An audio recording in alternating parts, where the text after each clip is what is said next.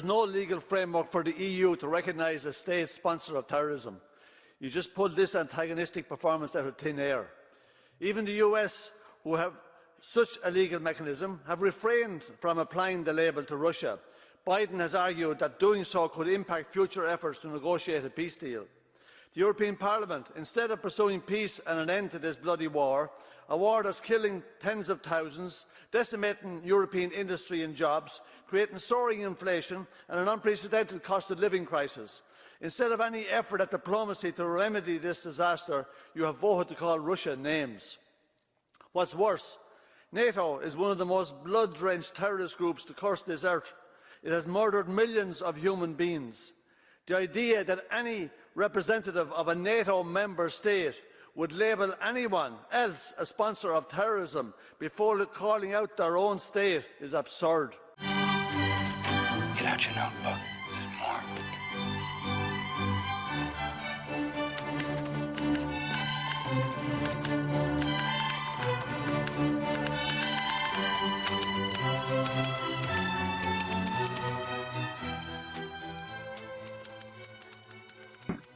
Welcome to CN Live, Season 4, Episode 11, What's Next for Ukraine? I'm Joe Lauria, the Editor-in-Chief of Consortium News. And I'm Elizabeth Voss. The war in Ukraine began in 2014 as a civil conflict when Russian speakers in the east of the country resisted a coup that overthrew a democratically elected president. The post-coup state launched a war against the resistors for 8 years, which Russia entered 9 months ago on February 24th. It was an expansion of the war that could easily have been prevented. A peace accord was never implemented by the Western-backed Kiev regime. Instead, NATO armed and trained Ukrainian forces that included extremist groups began amassing at the conflict line with the east and poised for an offensive against the Donbass. Peace treaties Russia presented to the US and NATO last December that would have seen NATO deployments of troops and missiles in Eastern Europe roll back were ignored, even as Russia spoke of a technical military response. The US got the invasion it wanted and needed. Without it, it could not have launched its economic, information, and proxy war on the ground designed to weaken Russia. Make no mistake about it, this is a US war against Russia. Ukraine is simply the stage on which it is being acted out. However, the war is not going according to US plans. The economic war intended to bring down the Russian government has backfired, with dire economic circumstances and growing popular discontent in the West instead. The information war is being lost outside of territories controlled by the West, which comprises the vast majority of humanity, and the war on the ground is not being won. But the war hasn't gone according to Russian plans either. Moscow sought negotiations with Ukraine almost immediately upon entering the war. In March, they had a deal in which Ukraine would remain neutral and Crimea would be recognized as Russian and Donbass as independent. But Western leaders wanting to bleed Russia scotched it. A restrained invasion, insofar as invasions can be restrained, is now on the verge of a major Russian offensive. It is being preceded by widespread Russian strikes against power infrastructure, raising troubling questions about the effect on civilians. Despite continuing propaganda in the West that Ukraine is winning the war, European and American leaders know that what they're facing: freezing Ukrainians and Europeans and the looming Russian offensive. This has led to talks about talks to end the war. But is it now too late? Is Russia committed to reabsorbing all of Catherine the Great's imperial conquests in Ukraine, or will keeping Ukraine out of NATO, recognition of Crimea and Donbass as part of Russia, and withdrawal of NATO's forward deployments of men and missiles in Eastern Europe still be enough for Russia? Is the US and NATO still committed to a long war in the vain hope that will bring down the Russian government? To discuss these issues, we welcome in Moscow Mark Sleboda, International Relations and Security Analyst and US Navy veteran in nuclear engineering.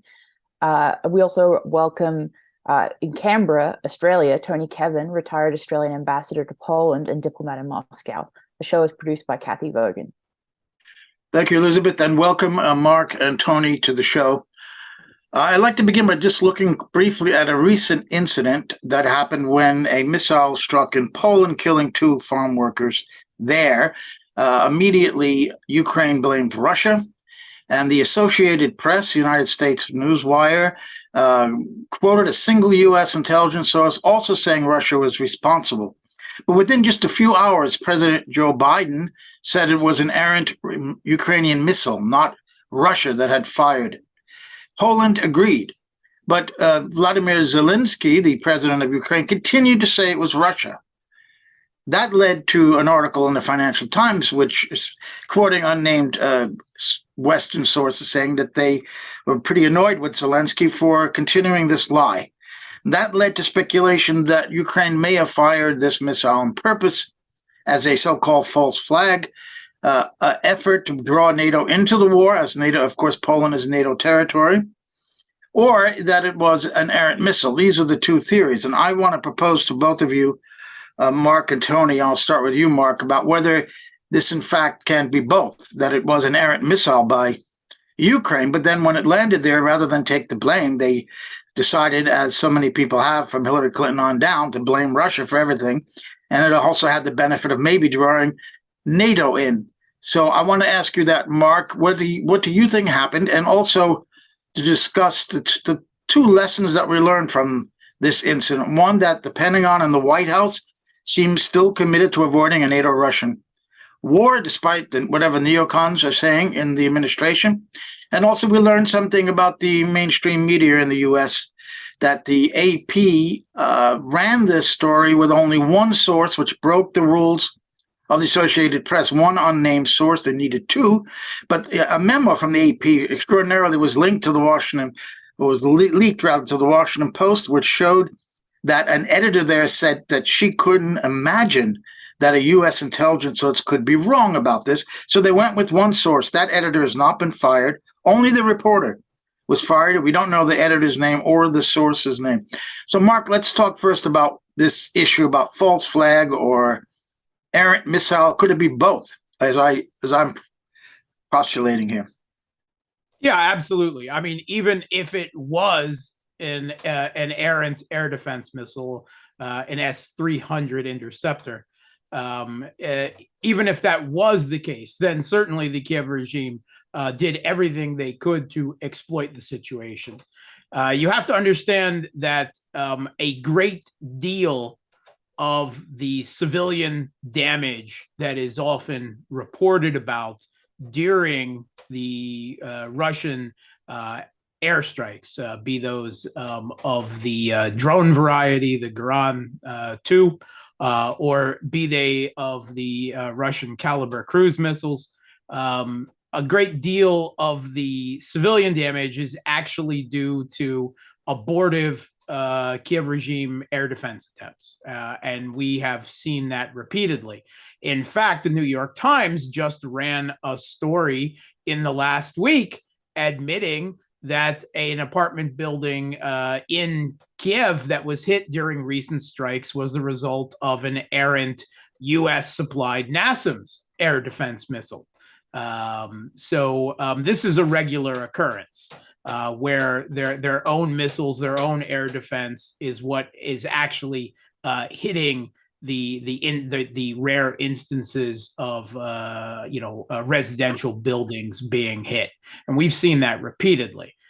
However, simply the strange trajectory that would require this air defense missile to go so far away in the opposite direction from the incoming missile that would have been targeted to such an extent and travel so far across the border into Poland tends to make me believe that this was an intentional false flag. I find it very hard to believe that an S-300 missile would make that, not that they would miss and not that they would cause damage, but that they would make that curious flight into Poland. Do you think that? Go on. I would just like to say that, well, first of all, it is clear that the U.S. very easily could have used this situation to deny that it was an air defense missile, to say that it was a Russian missile. The Western press would never report otherwise, and they would never question it. It could very easily have been used for a U.S. led intervention by a coalition of the willing, meaning probably Poland and Romania, into Western Ukraine. It was not, which means that the U.S. is not ready to intervene in Ukraine directly. Not here, not now. I'm not ruling that out for the future. I see plenty of signs that I think the U.S. has contingency plans in place for that if things should go south for the direction of the conflict. But that may be a year or two down the line. Obviously, they were not willing, and they're not ready to do that now. And the very public slap of their client Zelensky in Kiev when he wouldn't go along with the line that actually admitted it, and we know that line now is the launching of missiles that could be used to start World War III, because I mean that is what was really on the line there, because I see no way that a U.S. A NATO intervention into Ukraine would not lead to World War III of some form or another. I mean, there's plenty of people that say we're already in that, and those are fair arguments. So you're saying I don't think it's hard to believe that Ukraine would try to spark a NATO-Russia conflict, which could lead to what you're saying. But the idea that you're not ruling out that the U.S. and NATO could at some point intervene, as you say, with Polish and Romanian troops, that's extremely troubling. So this was just a one-off situation where the U.S. pulled back, where Biden immediately pulled back from this. But you're not ruling that they could. What scenario would lead them? You say if the war goes south. You mean if Russia goes south towards Odessa? Is that what you're saying? Exactly. That's exactly it. And we heard a report from CBS on the ground in Romania with the 101st Airborne Division there, right? A light, easily deployed mobile force. And they were quite specific, talking to the commander there, that they are not there on a peace deployment, that they are there on a combat deployment, and they are there waiting for the call on a moment's notice to go into Ukraine, into conflict with Russia. That was all very open. And further, in that discussion, CBS very particularly, and I would say peculiarly, drew attention to Odessa, right? Which is, Romania is fairly close there. And that there, is the potential for, I would say, the certainty at some point of a Russian move on that city, although that has certainly been put farther into the future now with the Russian withdrawal from Kherson City and the bridgehead that they had on the west side of the Dnieper. That is the scenario. The scenario is that the war goes south for Kiev.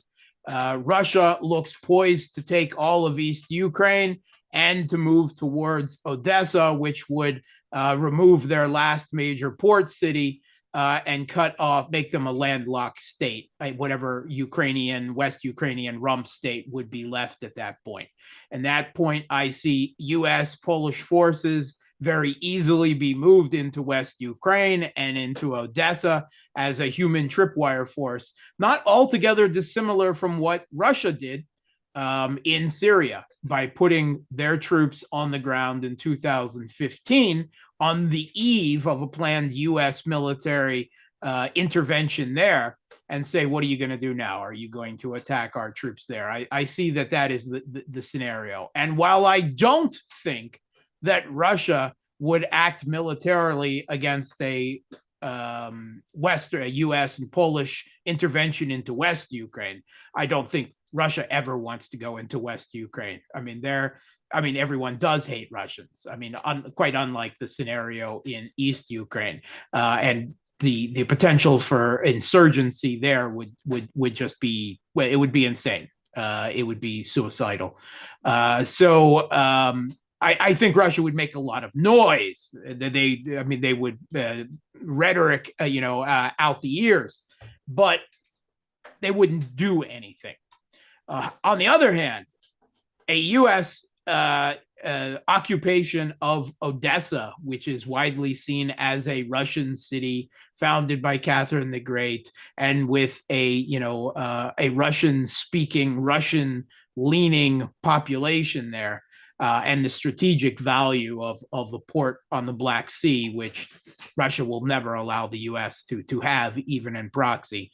That is the nightmare scenario for me, because Russia, I think, would feel compelled to ignore the human tripwire nature of a U.S. force there and go anyway, because they would see it as an essential national security measure at that point. That is the scenario I see. The other potential scenario, of course, has already been outlined by General Petraeus several times, former general, former director of the CIA, who has openly called for a Western intervention in Ukraine. This was also highlighted by the Polish foreign minister and several other officials in DC, that a Russian use of a weapon of mass destruction, the old canard, be that a chemical weapon, be that a dirty bomb, be that a tactical nuclear weapon, which is, I have to say, something that Russia would never do in Ukraine. They would never use a nuclear weapon on Ukrainian soil. The only way Russia would use a nuclear weapon against even an invading NATO force is if they presented a serious state-threatening existential threat to St. Petersburg or Moscow, right? If it went that far. That is the only scenario where Russian would resort to nukes over a conventional attack. Even if they were driven out of Ukraine by direct NATO forces, they would not use a nuclear weapon in NATO. So that would almost assuredly be a false flag. That is the signal, the red line signal that is now being sent to Kiev, just as the chemical weapon red line was sent to jihadists in Syria by the Obama administration. And we have seen for the last 3 months now, Zelensky's forces launching kamikaze drone attacks on the largest nuclear power plant in Europe, the Zaporozhye nuclear power plant, particularly targeting the spent fuel containers there in an exact attempt to create such a dirty bomb scenario and an international incident. Would they go one step further and release a dirty bomb, claim it was an errant tac nuke, or could they get a hold of a small tactical nuclear weapon themselves? I believe that there is every possibility that could happen. It would be blamed on Russia, and that would give the US, Poland, the UK, whoever, the green light that they felt they needed to justify an intervention and a direct conflict with Russia. That is the other scenario. The potential for it has been laid down. Obviously, they're not ready for that scenario yet. But let's say that 5 months from now, Kiev is under threat from 500,000 Russian reservists and volunteers who have been called up and begin a big winter offensive.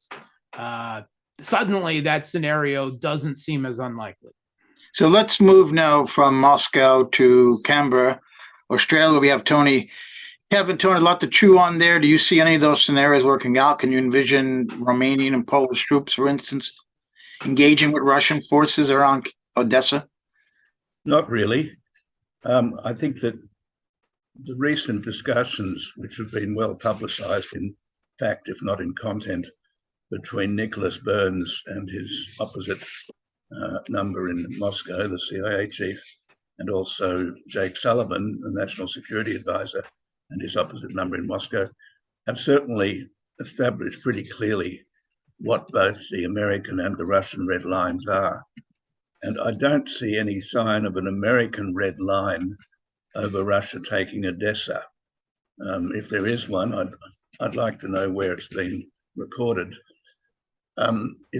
If Russia's army decides that A, they wish to, and B, they can take Odessa, I believe they will. It's just a question of when. The American forces in Romania are essentially there as a deterrent against a wider war and to reassure the Eastern European allies.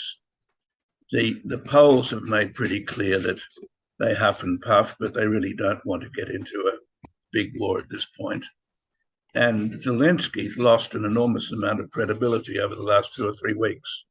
The boy who cried wolf too often and went on begging for weapons, more weapons, more weapons.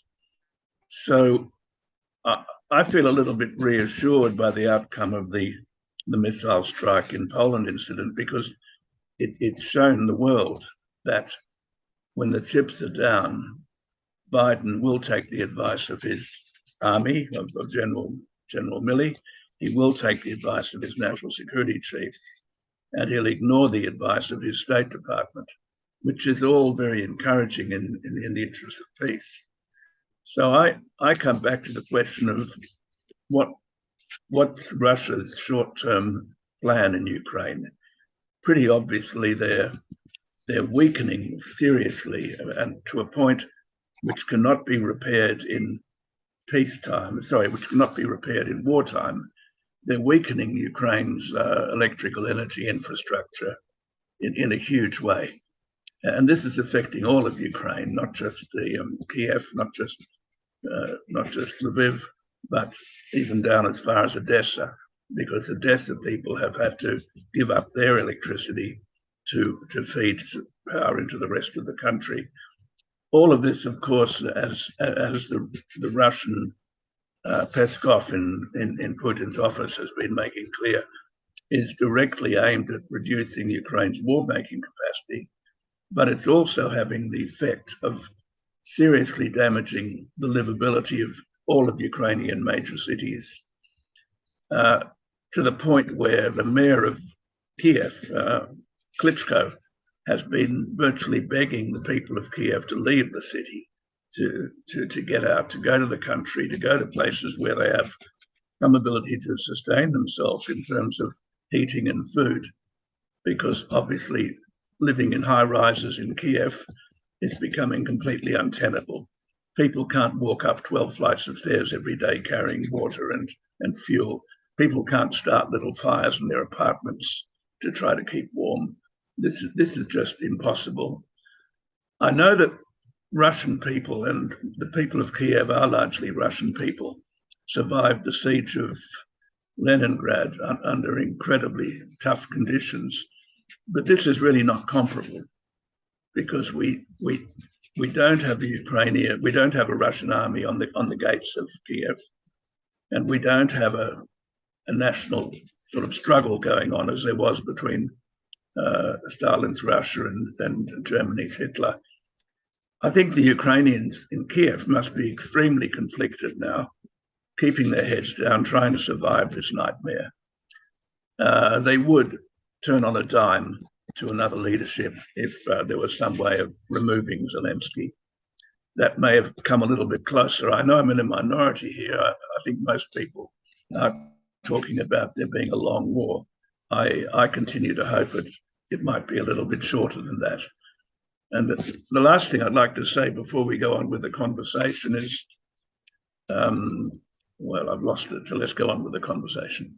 well, Mark, could you respond to that, where he says, where Tony said he didn't think that Russia would be stopped if they tried to take Odessa, for example?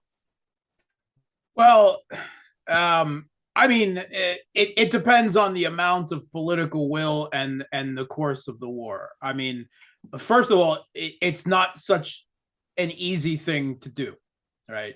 As of right now, the way the battlefield is laid out, Russia would now have to make a contested crossing of the Dnieper under fire, which is not an easy thing to do. We've seen multiple river crossings by both sides in this conflict result in heavy casualties on whichever side was doing the attempting under fire. This is a difficult thing for any military to do, and in the scale that it would take to even surround Odessa, right, much less storm it, it would be a very significant military, unless that attack came from the north, and Kiev would have to fall or be surrounded before that could happen. So that may be a long way off. So could Russia be stopped if the Russian government was and military was dead set on it? No, but that might take years, right? It is not something that would ever happen overnight. Could they be stopped by the U.S.? Again, I'm not saying that a Western intervention is going to happen. I say the potential for it has been laid. And quite obviously, they've chosen not to do it now.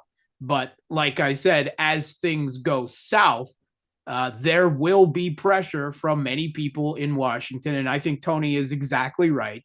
The biggest warmongers in the Biden administration are Blinken and Sullivan, the State Department and the National Security Advisor, which is rather odd, of course, that the chairman of the Joint Chiefs of Staff and the Secretary of Defense have to be the moderating voices, often calling for diplomacy in the Biden administration.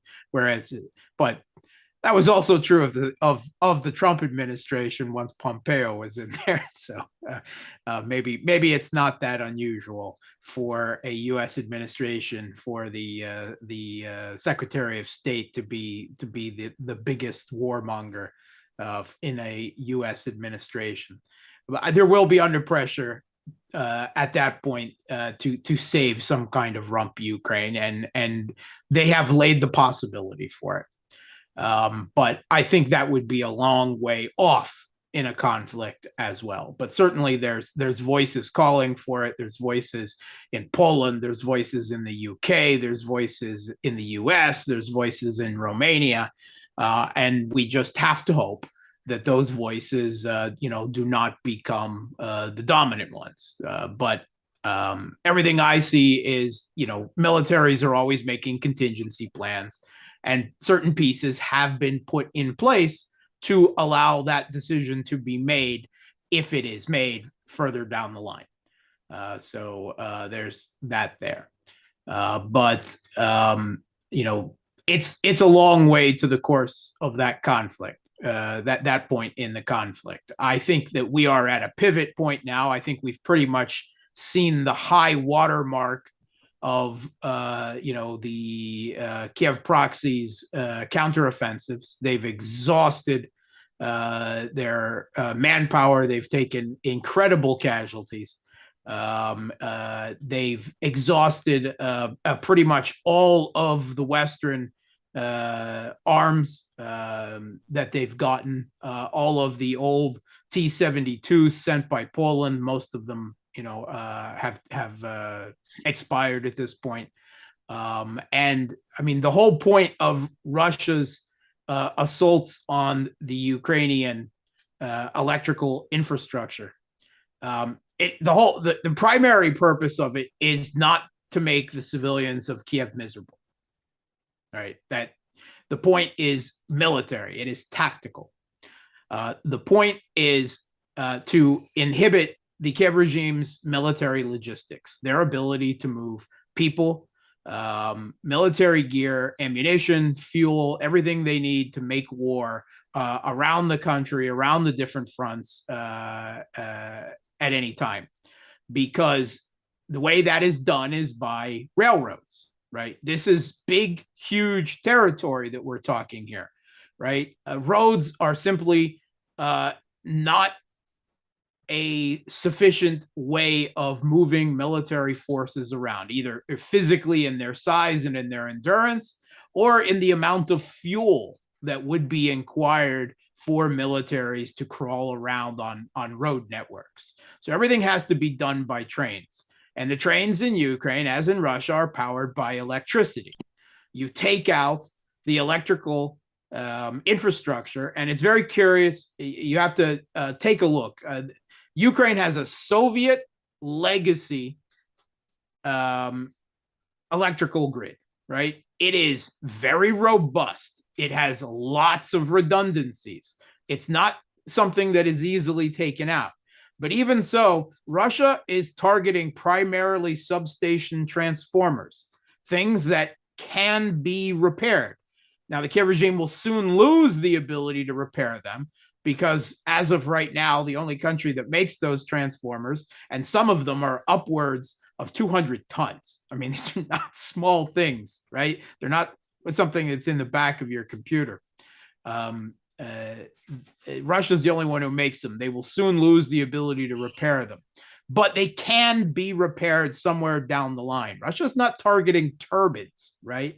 They're not targeting something that would forever destroy the Ukrainian electrical infrastructure. They're making very targeted strikes. They know that system. They built that system, and they're taking that system apart as they feel is necessary, primarily to inhibit the Kiev regime's military logistics. And we've already seen the effects of that, and we're seeing it right now.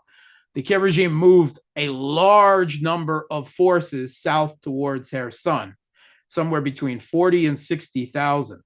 And they are having a very, very difficult time now trying to redeploy those troops elsewhere, as Russian forces on the other side of the Dnieper now have already done.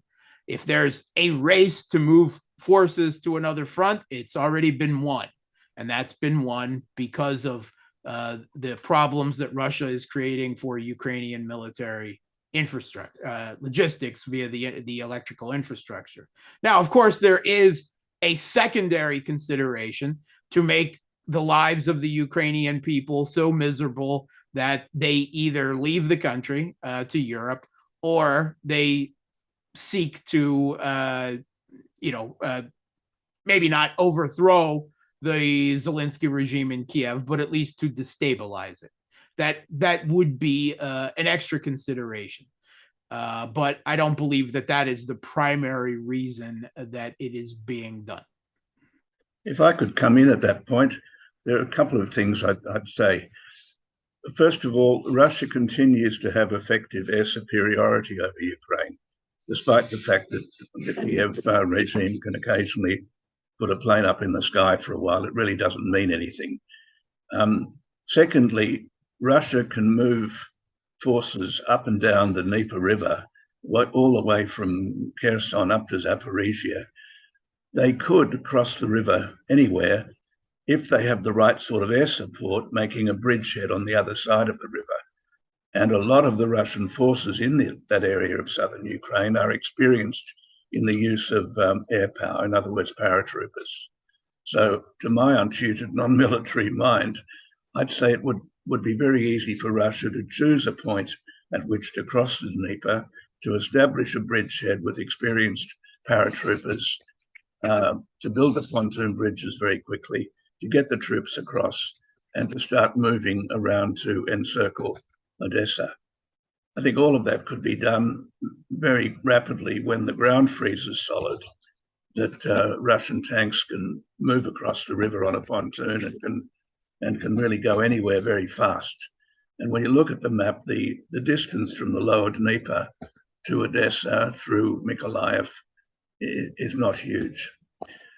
The other thing I wanted to mention was that there are reports in recent days that there's a new wave of mobilization taking place in Ukraine by the Kiev regime, which involves very ruthless and complete mobilization of combat-worthy men from the Russian-speaking parts of Kiev-controlled Ukraine. Interestingly, the men in the Lvov area, the sort of the nationalist heartland, don't seem to be being affected by this mobilization. It's basically creating more Ukrainian, Russian-speaking cannon fodder to go up against the forces of the Russian side. And one can imagine how Ukrainian Russian speakers on both sides of the line of contact feel about this. It's going to, I think, suddenly have a huge destabilizing impact. And we know from Russian history, and Ukrainians are Russians mostly, that front lines can collapse very quickly once the morale is broken for whatever reason. The famous scenes in Dr. Zhivago when the willingness to fight of the Russian forces suddenly collapsed because they had a belly full of the sort of leadership they were getting. I keep missing the third point I want to make. Oh yes, it's this. The terrible scenes we've seen in the last week or so of torture of Russian prisoners of war by Ukrainian armed forces wearing various kinds of Nazi insignia in among their blue and yellow bands have gone all over Russia. These were not obtained surreptitiously. They were broadcasted very proudly, and of course the Russians picked them up.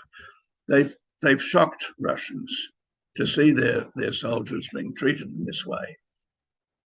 Just simply, surrendered soldiers lying on the ground, simply shot as they lay. Appalling stuff. And one has to ask, what was Kiev doing in publicizing these photos?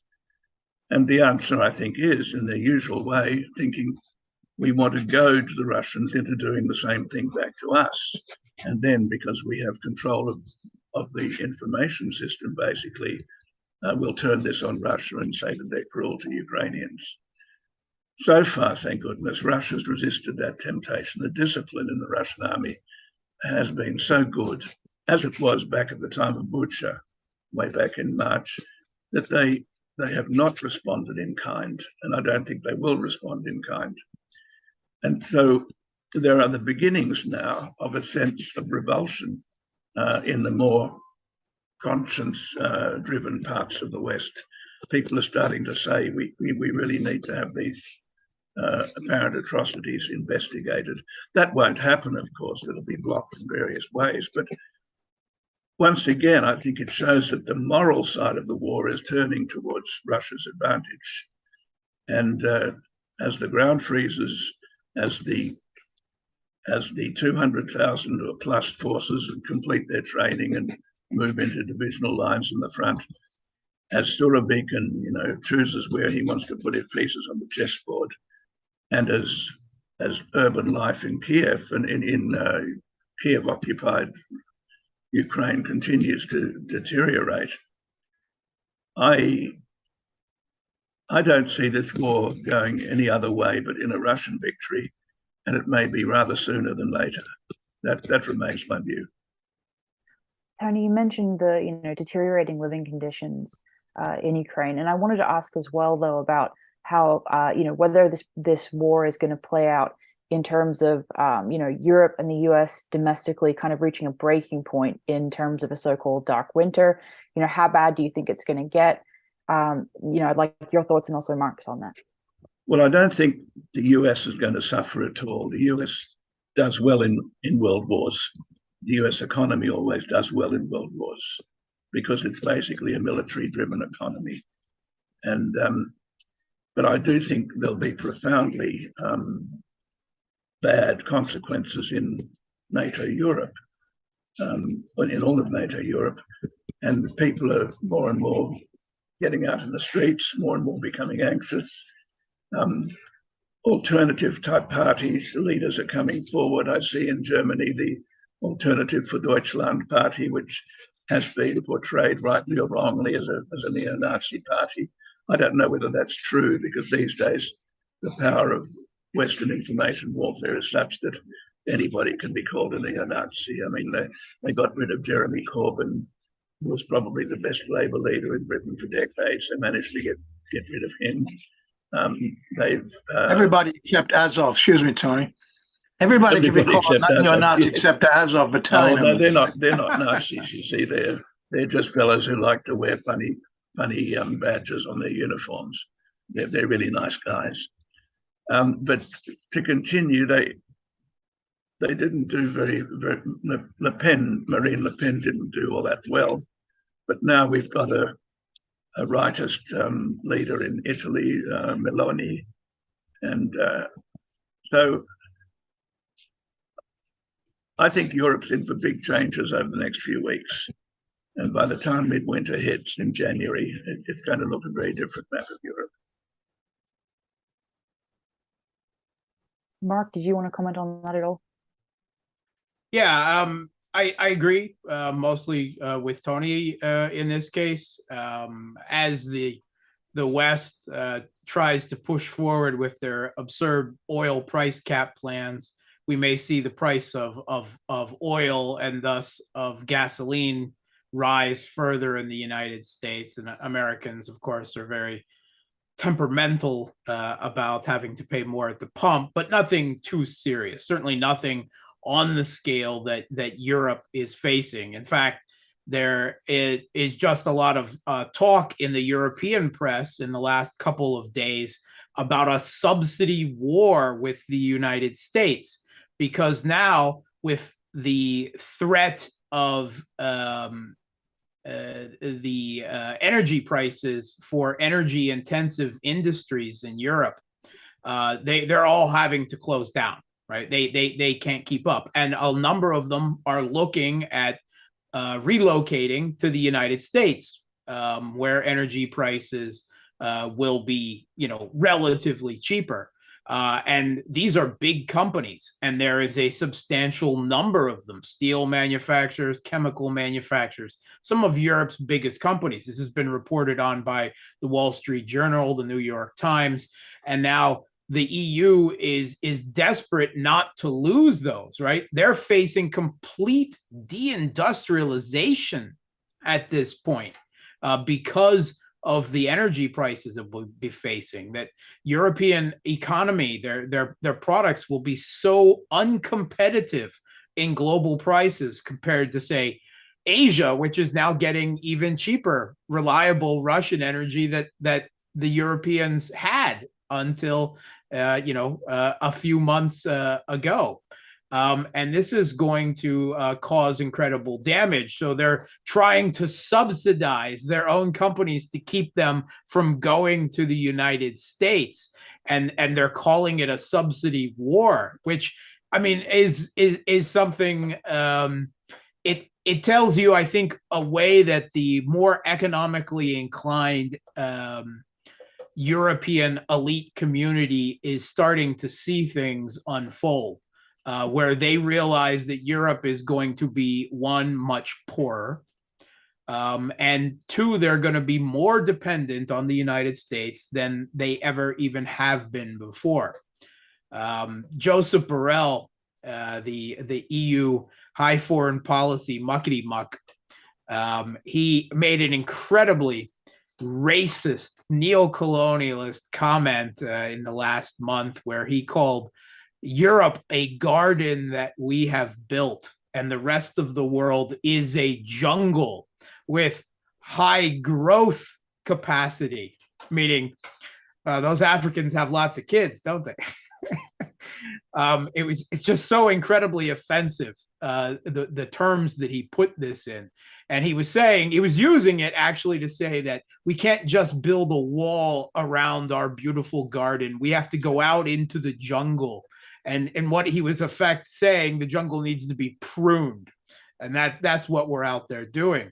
At the same time, he finally said something that I've been saying for months now, been saying since February, since the very conflict broke out with this great decoupling that is going on, is that Europe, to a very high degree, their prosperity, this garden that they built over the last few decades was built on cheap, reliable supply of Russian energy. And they've lost it. And that garden is now gone. It's welcome to the jungle, Joseph Borrell, because now you're with everyone else. The decades of European prosperity are over. Whether the businesses fold, whether they go to the U.S., whether they have to be subsidized by the European taxpayers, whatever, it's all relative. They can't save the prosperity that they've had in one form or another. And there is going to be massive political instability in Europe over the course of this winter.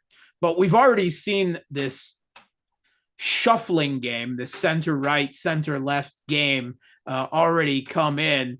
And in Italy and Sweden, both center-right parties took power that are conveniently, of course, pro-NATO and U.S. position on Ukraine. And so nothing has really changed foreign policy-wise. There are a few other places in Europe where more dramatic change is possible, France, of course, being one of them, but it's still unlikely. We've seen in the United Kingdom, as Tony said again with Jeremy Corbyn, who was in the most absurd and sick way painted as an anti-Semite, right? Not even because he was a leftist, but because he would have challenged U.S.-led Western hegemony, foreign policy orthodoxy, right? And that cannot be allowed.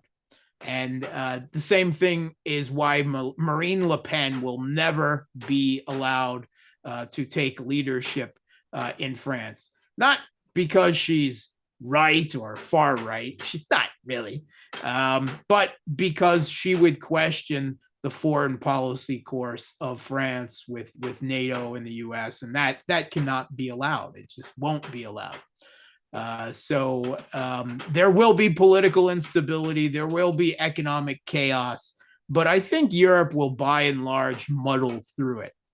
But I do think that we are going to see a decrease in the amount of arms, and in Europe's case, aid being sent to Ukraine, not because of any necessary lack of political will, but simply because they're running out of things that they can send without significant deterioration of their own armed forces.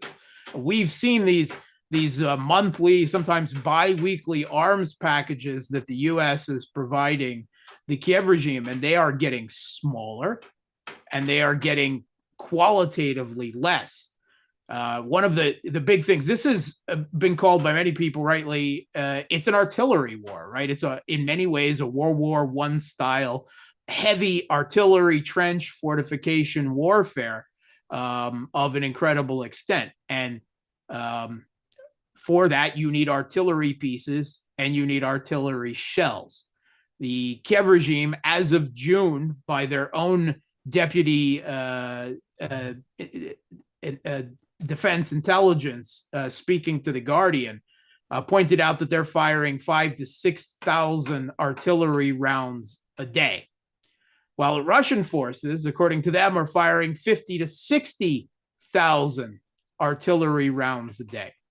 And by June, Russia had destroyed all of the Kiev regime's existing quite substantial numbers of artillery. And they were completely reliant at that point already on the M777s, the other artillery pieces that the West was providing them, which depended entirely on 155 millimeter NATO standard rounds, right? The existing 152 millimeter, wouldn't work in them.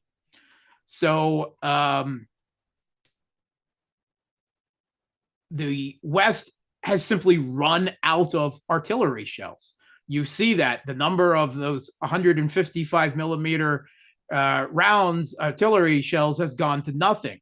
The US is desperately trying to get South Korea on the other side of the world to donate 100,000 artillery rounds to the Kiev regime. But even if they do, that's still only 20 days supply.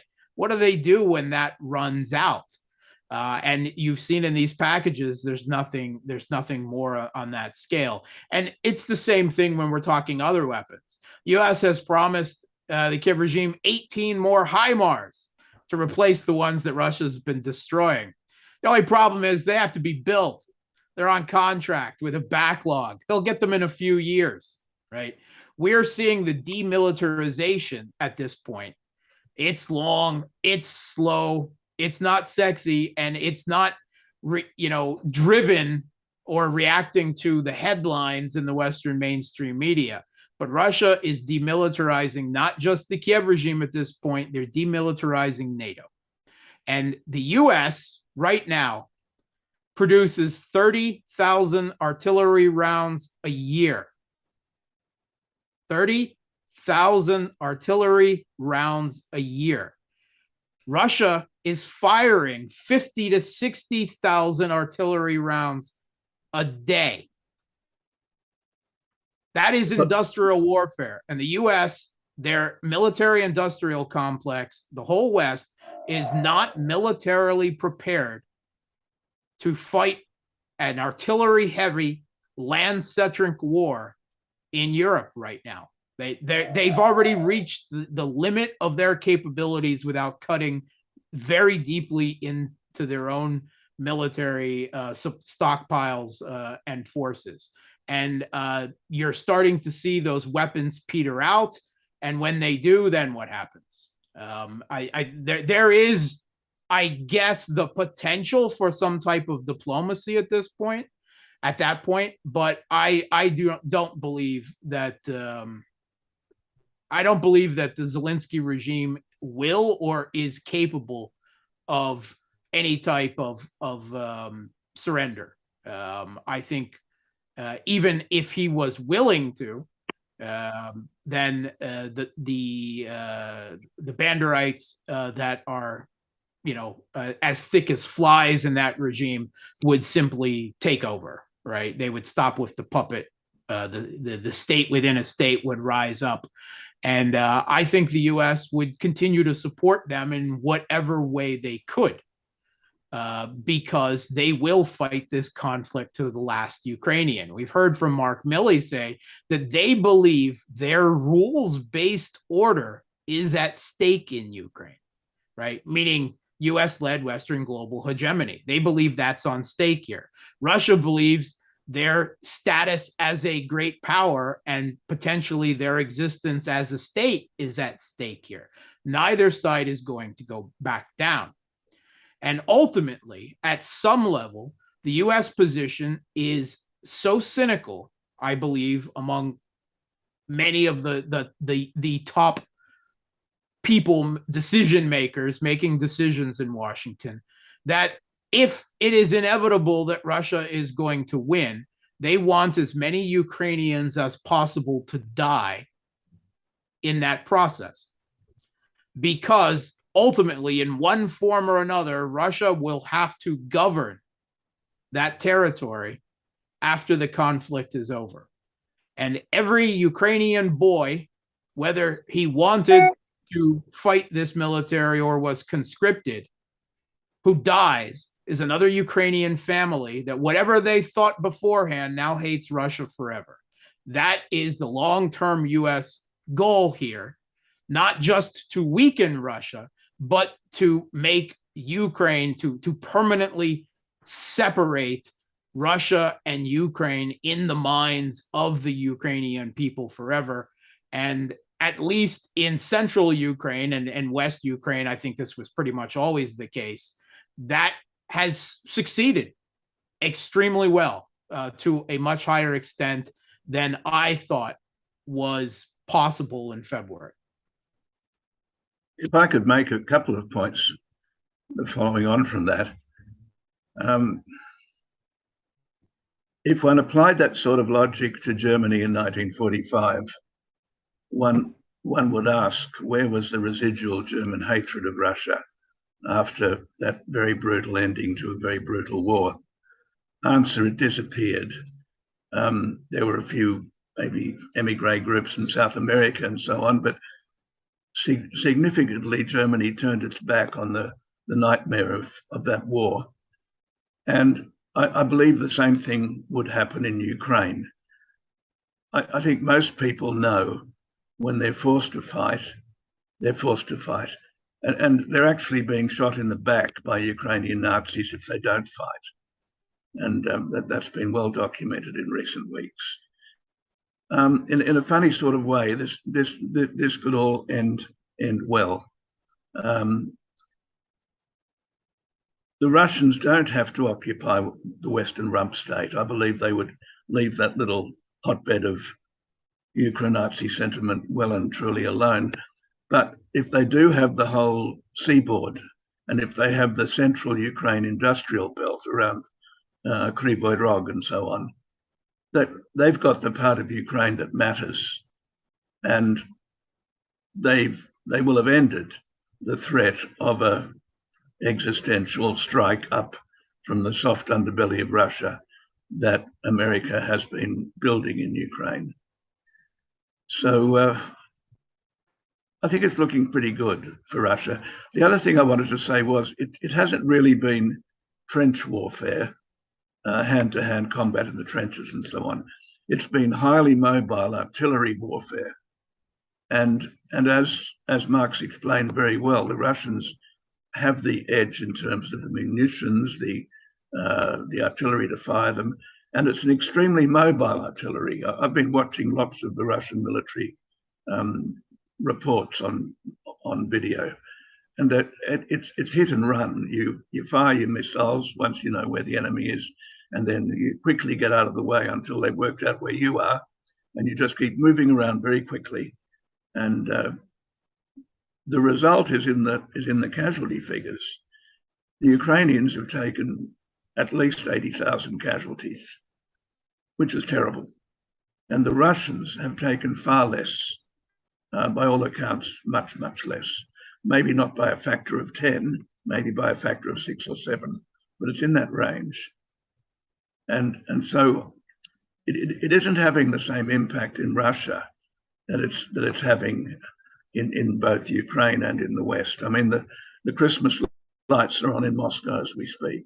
People are celebrating the winter festivals that go on pretty much from the end of November to the end of January.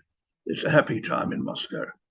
The loss of the liberal intelligentsia, large parts of it, who fled to the West, is a loss that Russia can handle pretty well, because the parts of the intelligentsia that matter to them are the technical and the business intelligentsia and the scientific intelligentsia. They're not moving. And the loyalty to the government has just gone up and up and up. There's a real risk, and it's not a risk, it's already happened, that the West has become so indoctrinated by its own information warfare that it no longer sees what's real and what isn't real. I really think that people like Ursula von Leyen and this German foreign minister and the Blinken and the people around Blinken, they're living in their own indoctrinated fantasy world. Now, fortunately, as we've said, there are still our voices of reason in the United States defense establishment, and I put a lot of faith in their continuing to call the shots. Mark, you've said that this is the battle between multilateral world or multipolar world and U.S.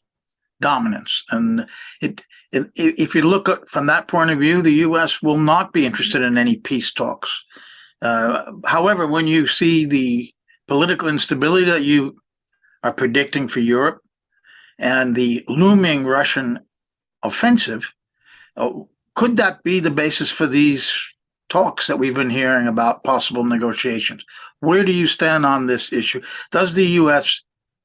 really have any interest at this point in Ukraine entering into negotiations when they stopped them back in March, when the war could have been perhaps ended right then, but far less casualties and loss of life and damage? Or does the U.S. going to have to continue to push this war to try to bleed and overthrow Russia? Or do the Russian government, do they realize that that is a lost cause, that this will not lead to the toppling of Putin, for example? Where do you stand on this issue of whether the U.S. is serious about negotiations? I'll mention this as well. The story about Jake Sullivan and his remarks about putting out the idea that there could be talks happened just before the U.S. midterm elections. And I wondered at the time whether that had anything to do with that, because there were Republicans who wanted negotiations. That became an issue in the campaign, and there was a group of progressive Democrats who put out a letter asking politely if Biden would negotiate, and Nancy Pelosi stopped that, and they had to withdraw the letter. So that, I wonder if that was the timing of that talk of negotiations, or is there real serious factions in the U.S. that realize that the game's up, there's too much instability going to happen in Europe, Russia's offensive is on the way, and maybe it's better to cut their losses and talk now? Yeah.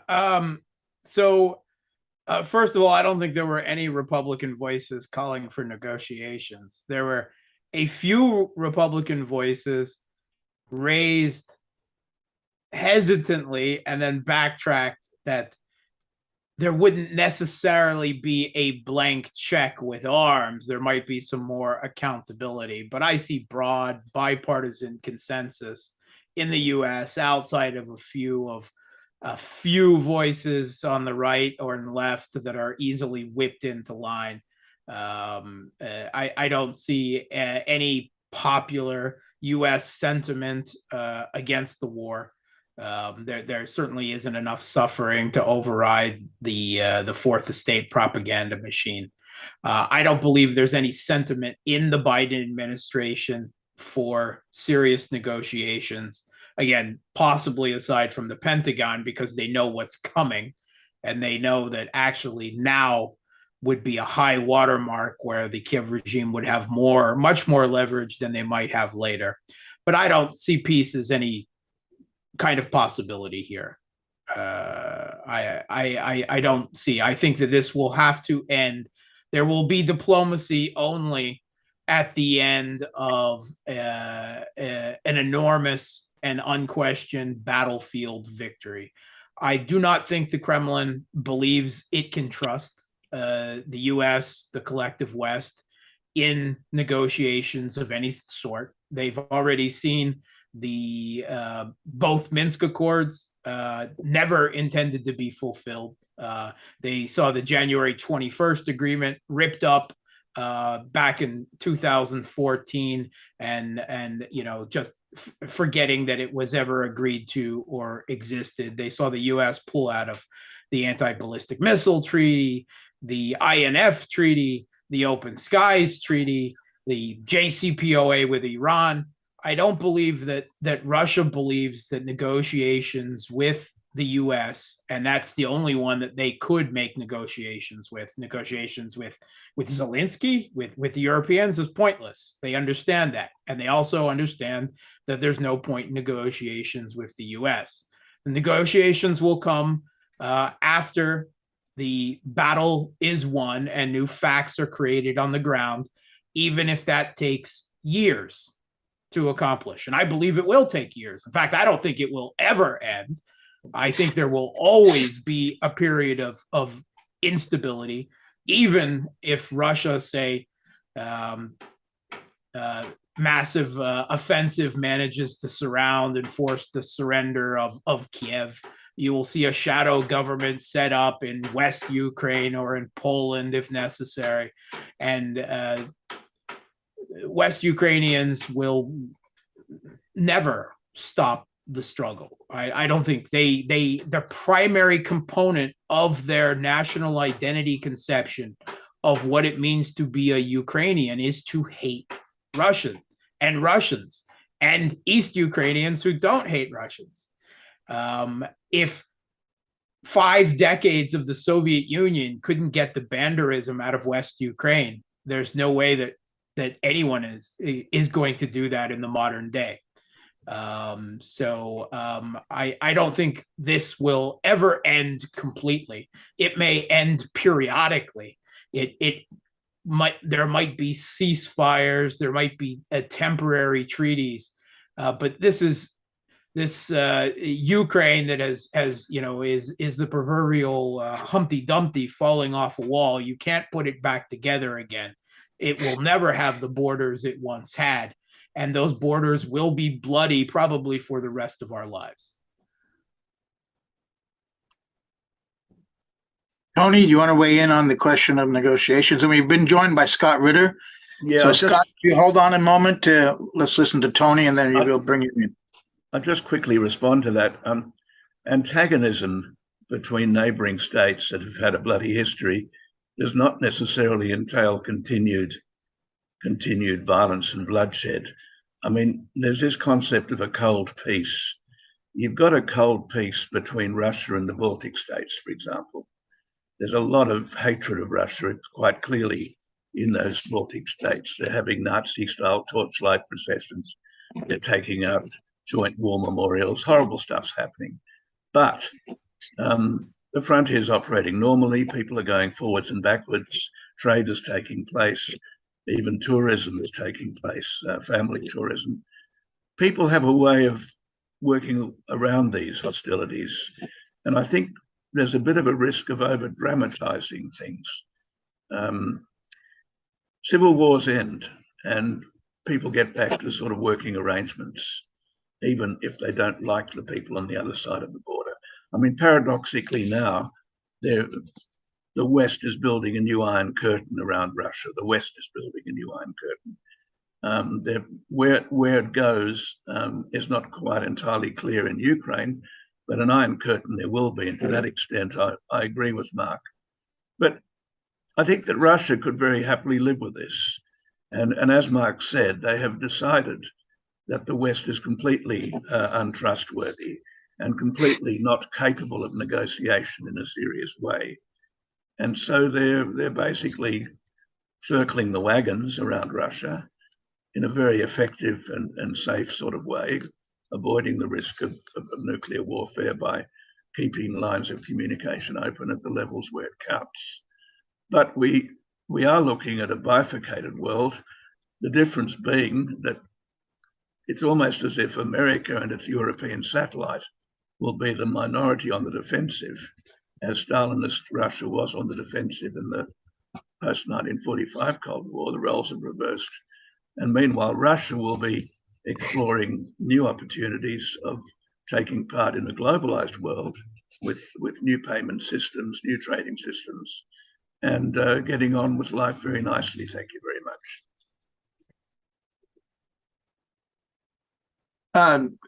Scott Ritter has joined us from New York State. And Scott, thank you for coming in. We've been discussing various aspects of what's next for Ukraine, including, as you just heard now, the prospects of negotiations. I think Mark's taken the position that you did in the article you wrote for Consortium News, that Russia is not interested anymore. They were at the beginning of the war, but that's gone. And we have talked about the political ramifications in Europe. And what we haven't discussed yet is the looming, in great detail anyway, looming Russian offensive. Give us your generalized view of what you see coming next in this next phase of the war. We're in the total Russian victory phase. Russia has been slow to start. The West has never fully comprehended what the special military operation meant. We tried to mirror image our way of fighting war, especially using the 1991 Gulf War as an example. Total war up front. We never understood how the Russians felt about Ukraine. We mocked Putin. We mocked every Russian who spoke about the sense of a Slavic brotherhood, why they wouldn't go in full speed. And we've pumped tens of billions of dollars of military assistance and financial assistance, sustaining a Ukrainian government that should have collapsed sometime late spring, early summer. Russia now it's like a very heavy ship. Trying to get a ship to change its direction is difficult. And yet we've succeeded in getting Russia to change its direction. And I think it's all over except the death, the shouting, the destruction, the screaming, the blood, the tears. But it's going to happen. It's inevitable. Russia made its point clear back in December. And I just invite everybody to reread the draft treaties that Russia put on the table on December 17th, NATO, and the United States. These were draft treaties. These weren't suggestions. These weren't haphazard thoughts. This wasn't Lavrov scribbling something down on a napkin at midnight. These were well-coordinated, well-thought-out positions by Russia that said, you have pushed us into a corner, and this is it. This is our final go. You want to avoid a war? Right here. And they told the West, read this, sit down, discuss this. Let's talk this seriously. If you don't, it will be a military technical solution. Now, that's just Russian for war. But again, the Russian war was a SMO, the hands behind the back. We ignored them. Russia's never taken those proposals off the table. Those proposals, I believe, are the end game. This is why I don't believe there's going to be a, this cold peace. I don't believe there's going to be a Western Ukraine. If Russia allows a Western Ukraine to survive after this, then Russia has lost the war. If Russia allows a cold peace to survive after this, then Russia has lost the war. Russia's victory is the treaty they put on the table in December, a new European security framework that respects Russia's national security interests, respects the fact that Russia has a legitimate interest in what goes on its borders. The difference between today and what happened during the Soviet times in terms of counterinsurgency is called Chechnya. The Russians know how to win counterinsurgency campaign. They have done it. Chechnya is the example. If anybody had looked at Chechnya back in the 1990s, they would have said that it's far worse than anything that exists in Western Ukraine in terms of hatred of Russia, violence, etc. Look at Chechnya today. That is Western Ukraine in the future. Russia is going to destroy the Banderists. Russia is going to crush the Western Ukrainian nationalism. That is the only way Russia gets victory, and the only people to blame are the West. This is not Russia's fault. Russia didn't want this war. Russia was looking for a peace on the 1st of April that would have been very unsatisfactory to Russia. Very unsatisfactory because it would not have resolved any of the issues. That's how much Russia wanted to avoid the war that's getting ready to happen. This is a slow mobilization. Russia is slow to anger, but we talk about the hatred that Western Ukrainians feel towards Russia. I'm not going to say that Russia hates yet, but I keep rereading Rick Atkinson's trilogy about the American Army in World War II, and they talk about how this conscript military of people that really didn't want to fight. They weren't true believers in taking on Nazi Germany and all. These were guys who wanted to stay home, work, live with their families, but they got mobilized. Then they went to North Africa and they got jerked around. A battle of Kasserine Pass and incompetent leadership. Then they went to Italy and they got blood. By the time they landed in Normandy, this was an army that was ready to kill, wanted to kill, because they recognized that killing Germans was the only way to get home. I think Russia is getting to that point right now. They're tired of this game. They're tired of this, what the West is doing. They're tired of the lies. They're tired of the deceit. And they're getting to the point where they're ready to kill, because that's the only way this gets resolved. And this is a horrible place to be in, because it means just that. People are going to die. The people of Ukraine right now are suffering like they've never suffered before. And that suffering is not going to end. And people will talk about, Tony, I respect you, but there's not an iron curtain. It's a rusty curtain. It's a corrupted curtain. The Iron Curtain is when everybody is unified. The Iron Curtain is when you have European unity speaking together in a concerted voice. There is no European unity. I agree. And whatever they're constructing is collapsing even before they get it up. The foundation is rotten. I mean, you think the French and the Germans, they're starting to wake up that the enemy isn't to the east. The enemy is to the west. It's not the Russians that are destroying their economy. It's the Americans destroying their economy. The Americans are stealing their industries, jacking up prices, destroying everything. And only now are they starting to wake up. The rest of Europe has woken up too. The only people that are unified are the lemmings that live in Poland and the Baltics, who seem all too content to be running towards the Russian cliff. And that sooner or later, I think that Europe, the rest of Europe is going to say, go, run, jump off the cliff. We're not joining you. There is no European unity. And the Russians, and again, Russia did not want this situation. Russia didn't ask for this. This was not a Russian objective. Vladimir Putin is not sitting there in the Kremlin at night saying, how can I destroy Europe? This is not a master Russian plan. This is European incompetence writ large. This is American ignorance. This is a combination of the collective lunacy of the West playing out in real time. So, the only thing that's disconcerting about all this is because of the incoherence of the Western approach, it's hard for us to say, what does the West want? That's the one thing. We know what Russia wants. There is no question about Russia wants. They want a new European security framework that protects them from the vagaries of the West. What does the West want? We don't know. That's the problem. They cannot articulate this. They certainly don't want peace because they could have had that. But they don't want war either because they understand what the consequences are. So they're bouncing around between, in that middle ground here, sacrificing every Ukrainian possible.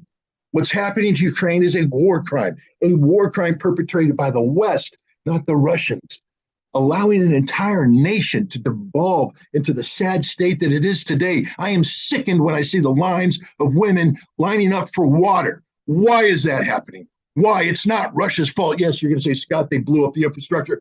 Blew it up because the West insisted on pumping in tens of billions of dollars worth of modern weaponry that slaughtered Russian troops on the front line. Russian troops that didn't want to get into this kind of fight, but they're there now. 200,000 Russians are showing up on the battlefield in the next month. That's 10 to 15 division equivalents, and Ukraine's got nothing to stand up and take them on. Russia is getting ready to steamroll. The day of the soft approach is over. God help the Ukrainian troops that are in front of them because they're all going to die. Sorry, you wake me up at this early in the morning, Joe. You're going to get some emotion. I don't know. Well, you'll be like afternoon after you've had some coffee. At least I think you made yourself clear. Mark, you're in Russia right now. What do you think of what Scott just said? Well, I think he should be giving the morale boosting speech to Russian reservists who have been mobilized before they go into battle.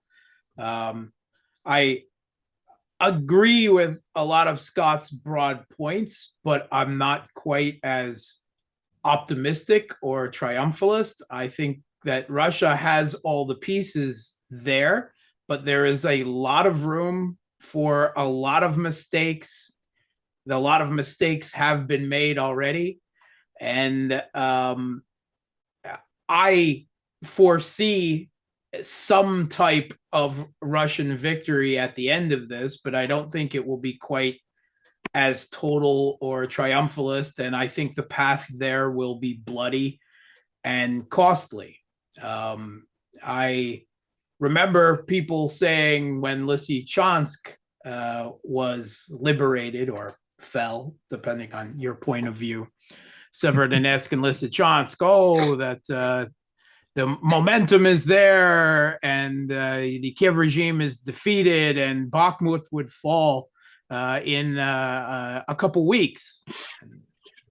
We're 4 or 5 months on.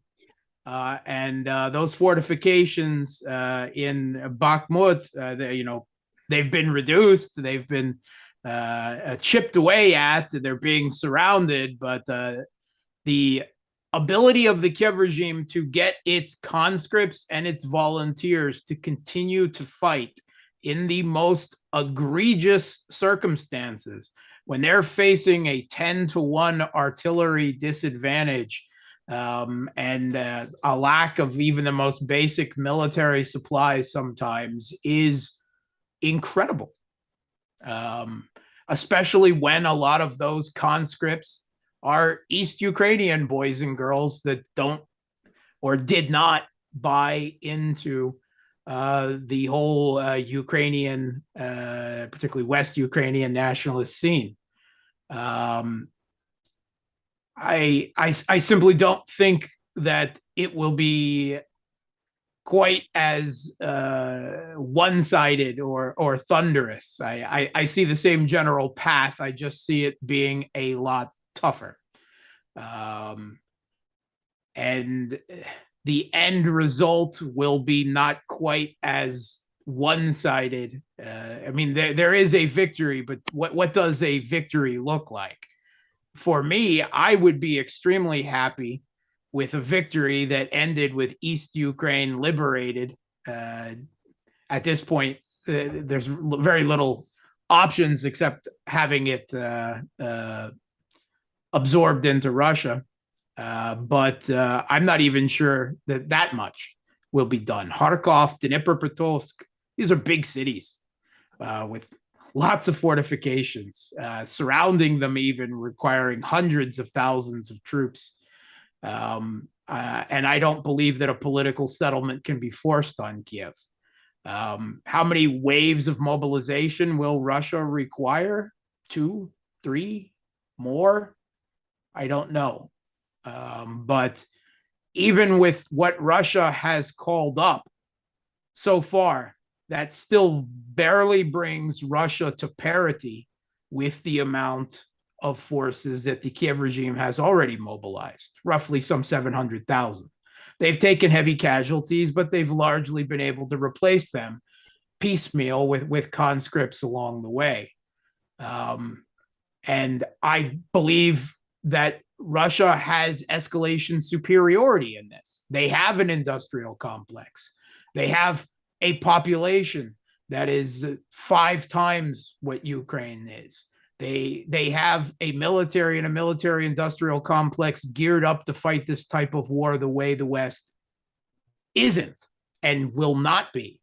But that doesn't mean that it is going to be easy because of all of those advantages. And like I said, there have been a lot of mistakes made up till now, particularly not calling up the reservists from the very beginning. But there will be mistakes made in the future as well.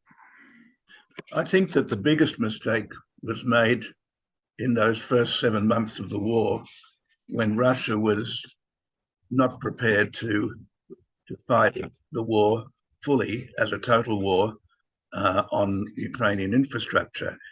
And I think that when Mark speaks about the valiant defense of the Ukrainians and the very, very slow advance through the central Donbass war front, I think we need to say in all fairness that most of that period of time, Ukraine still had pretty free passage of munitions, weapons and ammunition to the front, with the exception of a few well-publicized, if you like, raids on trains coming through. It was an open passage to the front. That's no longer true. The war on Ukrainian infrastructure, which really has only been going for 3 or 4 weeks now, is progressively wearing down Ukrainian capacity to resist. So it's a different war now. I think I'm probably closer to what Scott was just saying than to what Mark was just saying on that. And on the point whether Russia has to occupy all of Ukraine, certainly Russia could occupy all of Ukraine at the end of this war. And certainly they could impose a sort of draconian policing of the whole of Ukraine to suppress the Bandera rights in a very effective way. That may be the outcome, or there may come an opportunity for peace at something less than that. I have an open mind on that.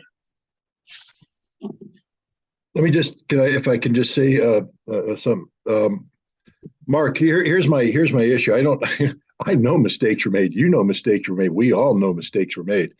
And we also know that the Russian military is continuing to make mistakes. They're not perfect. We need to knock them off the 10-foot tall pedestal and understand that it's not. But the Soviet military wasn't perfect either. They had the debacle of the Winter War. They had the debacle of the 1941 campaign. They had the debacle of the 1942 campaign. They had the debacle of 1943 up until the point they launched this massive counterattack, which in itself was a horribly inept, sloppy approach that achieved victory only at great cost in Russian lives and equipment. And they continued to be sloppy all the way up until the end of the war. Mistakes were made on a daily basis by the Soviets, but they had momentum on their side. And this is what I'm saying. On the front line now, let me build up on what Tony said. I talked to Abdi Aladinov the other day. I don't know what you think about him, Mark. I know he's a Chechen. I know he's got issues and such like that. But he's a combat leader. He's on the front line, and his troops were the ones responsible for the liberation of Severodonetsk, or at least participated in the liberation of Severodonetsk, etc. When he speaks of listening to the radio traffic of the troops in front of him, he says you don't hear Ukrainian. You hear English, you hear French, you hear Polish, a lot of Polish, an awful lot of Polish, as if the only people they're fighting right now are the Polish mercenaries, thousands of them, tens of thousands of them on the front line. So I would say that these conscripts that you speak of, and again, applaud the courage of the Ukrainians who continue to fight under horrible conditions. But I don't think the conscripts are the ones that are doing the bulk of the fighting anymore. I think they hold the line. I think they're used to plug the gap, but the hard fighting is done by non-Ukrainians or Ukrainian troops that have been trained and equipped by NATO, not these rapid mobilizations of conscripts. And as Tony said, the day of the free ride, meaning all that equipment just flows from the border with NATO to the front line in relative freeze. That's over. That's done. So when I look at force strength ratios, I see Ukraine burning. Its burn rate is quite high. Its replenishment rate is quite low, and there's nothing out there that says that's going to change. The Russians, meanwhile, yes, Bakhmut hasn't fallen yet, but what did we expect? Russia went in with insufficient military resources. We know this now. This is why the 200,000 wasn't sufficient. This is why the Ukrainians were able to launch their counteroffensives in Kharkov and in Kherson. And only now are the Russians consolidating these defenses. They brought in 87,000 of the mobilized, and they've used them to plug the gaps. So yes, I would say that there's a relative parity that's been achieved on the battlefield now. And left to its own devices, Russia would grind through a very slow, laborious, bloody victory with the resources it has now. 10 to 15 division equivalents are showing up on the battlefield, and Ukraine's got nothing to replace it, nothing to counter it, nothing. They're getting weaker while the Russians get stronger. I don't know what the Russians have in plan. I don't know what they're going to do with these troops. I don't think they're going to plug the defenses because that's already been done. I think these troops are going to go on the attack. And I think the attack, you don't have to be too creative. Even a silly Marine like myself can come in and say that once we punch through the Ukrainian defenses, they've got no major reinforcements out there to meet us. And those that they do bring up, we will destroy piecemeal with artillery and air power. Meanwhile, Ukraine, the country, is shutting down.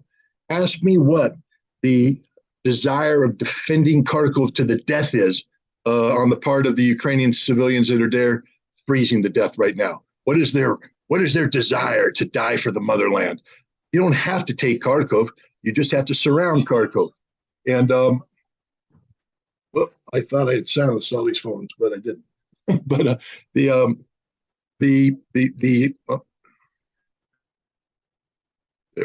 we I think that this war is going to be very bloody, very violent. It's going to boggle the mind of everybody in the civilized West, because as bad as Ukraine's been up until now, it's going to get worse. It's going to get worse on a scale that we're not accustomed to, because when the Russians break free, I just bring up, all I can envision, Mark, is the destruction of Army Group Center in 1944, the Germans, holding that line, then boom, the Russians have broken free. And then it's over. They're running, they're getting slaughtered. There's not going to be Russians taking prisoners. They're not going to shoot prisoners. They're not going to execute them like the Ukrainians have. They're just not going to take them. They're just going to roll over them. As you run away, you're going to get machine gunned down. As your vehicles move, they're going to be blown up. The Russians are just going to keep moving, keep the momentum, because this is what they've realized. You can't be nice to the Ukrainians anymore. There is no nice. There is no soft approach. It's the hard approach. It's the destructive approach. And if the Russian generals aren't thinking this, if this isn't in their minds, and they've been to the schools, I know their schools, I've studied their schools, I know their doctrine, I know what they've been taught. If they're not doing this, Mark, then what do we got?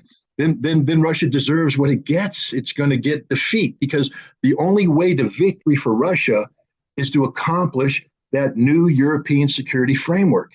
Anything short of that is a loss. Russia didn't do all this just to have a cancerous, banderist Western Ukraine sitting there, creating the potential for forever war. Russia didn't do this to strengthen NATO.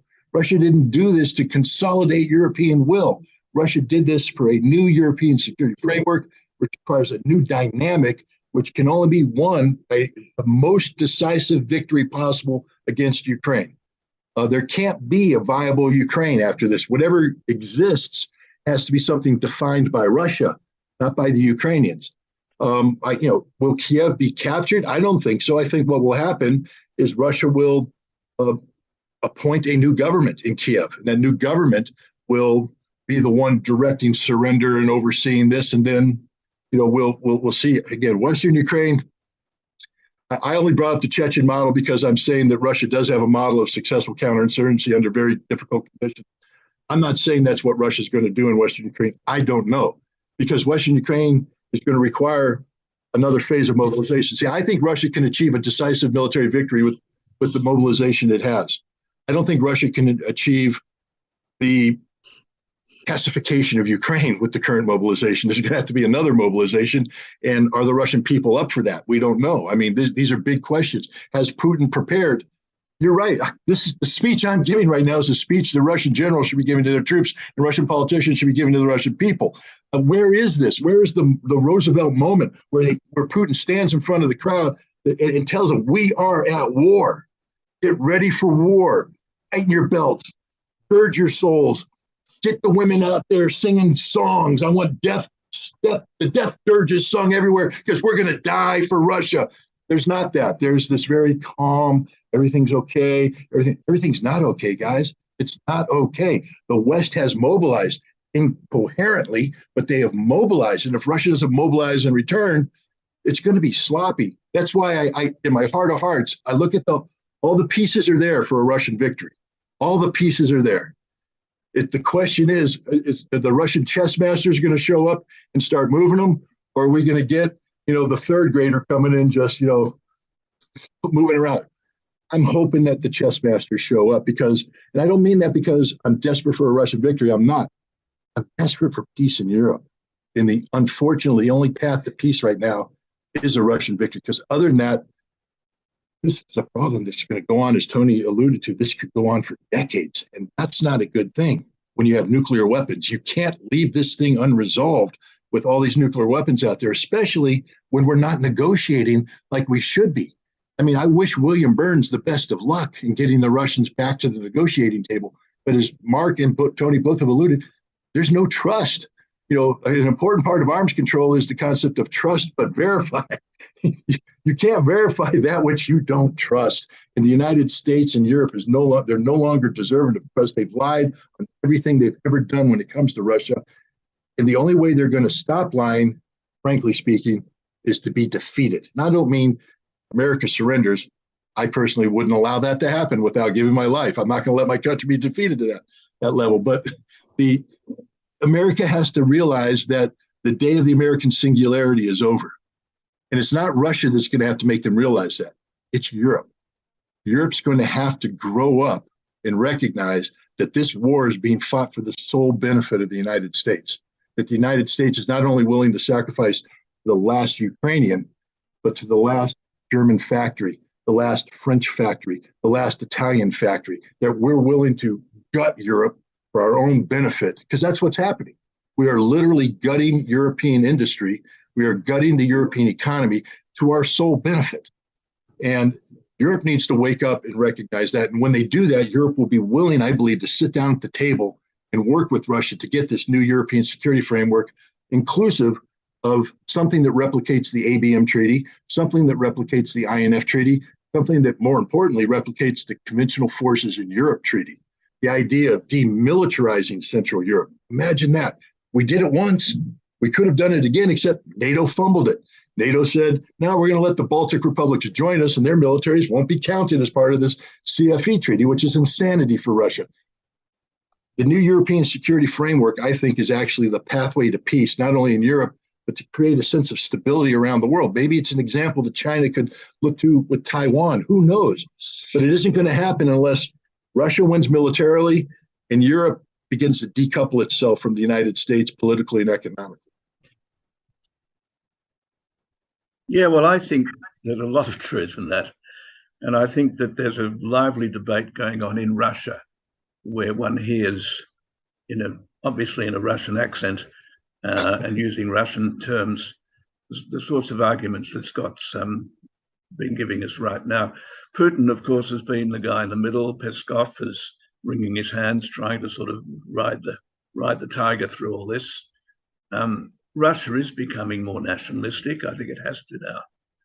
And the sort of the sentimental liberal intelligentsia view that Russia's, got to somehow get back to being European again, I think that's gone. Really, it's gone. And I think it's a good thing for Russia that it has gone, because Russia is a multicultural country. It's got important Asian elements in its ethnic makeup. It runs further east into the Pacific than my country, Australia, does. There are parts of Russia where the sun rises earlier than in Australia. And it has to really seize its destiny with both hands as a world nation, as a great cultural world of its own, to have a real pride in itself. There's so much to admire in Russia. And Ukraine has been allowed to become a cancer, eating away at the Russian sense of itself. And the cancer's got to be lanced, the boil's got to be lanced, it's being lanced. I hope that Surovikin is the right man to lead Russia to whatever is defined by Russia as a total victory. And Scott's obviously articulated his view on that very well indeed. Mark, anything to add? Yeah, I would just say, well, first of all, I am praying for a Russian victory, and I could care less about peace in Europe. In fact, peace and stability in Europe is the last thing I want at this point. Their political elite wanted to make the Russian people suffer with their sanctions war so much that they would rise up and overthrow their government. Well, I want the same thing for the European people. I want them to suffer so much, to freeze and go hungry and lose their jobs until they rise up and overthrow their governments. And a lot of people will be very upset when I say that, but they weren't upset when their own politicians said that about the Russians. And my wife is Crimean, and I have family all over East and South Ukraine. And they all want the same thing, but there's a lot of political concern in Russia right now. Not that the war shouldn't be fought, but that the Kremlin doesn't have the political will to see the war through to the bitter end that it needs to be brought to. The biggest fear that people have here is that there will be another Minsk Accord style agreement. It's something that is mocked and something is debased. But the threat that the Kremlin, Putin not being, shall we say, Putin enough to move past that, is something that is constantly on not just the experts, the nationalists, but is on common people's tongues here. They want. There's people getting on TV saying that those Christmas lights that Tony was so interested in Red Square should not be on this year. How can we be celebrating? Why aren't we sacrificing more to see this done faster and more thoroughly? And there's a lot of sentiment of that here. I don't think that a Russian victory lies ahead without a total military taking, liberating of, and occupation of at least all of Ukraine up to the Dnieper and the south. And that's going to take more than 500,000 troops, which means there will have to be multiple waves of mobilization going forward. And I don't think that any end to this conflict can be brought about until the regime in Kiev is completely torn down. If it relocates to Lvov, fine. It can be hit with cruise missiles from the rest of Ukraine to Lvov from now to the end of infinity, as far as I care. But while Lavrov and Medvedev have both earlier said the words regime change, just this week, Peskov, whom Tony just alluded to, said that regime change wasn't in the plans in Kiev. And when I hear things like that, and when I see that Russia's still only planning on spending 5% of their GDP winning this conflict, when they're facing the entire, at least military stockpiles of the West, I still wonder if the Kremlin is taking this seriously enough, and whether they're willing to see this all the way through to an end that will finally end it. I hope so.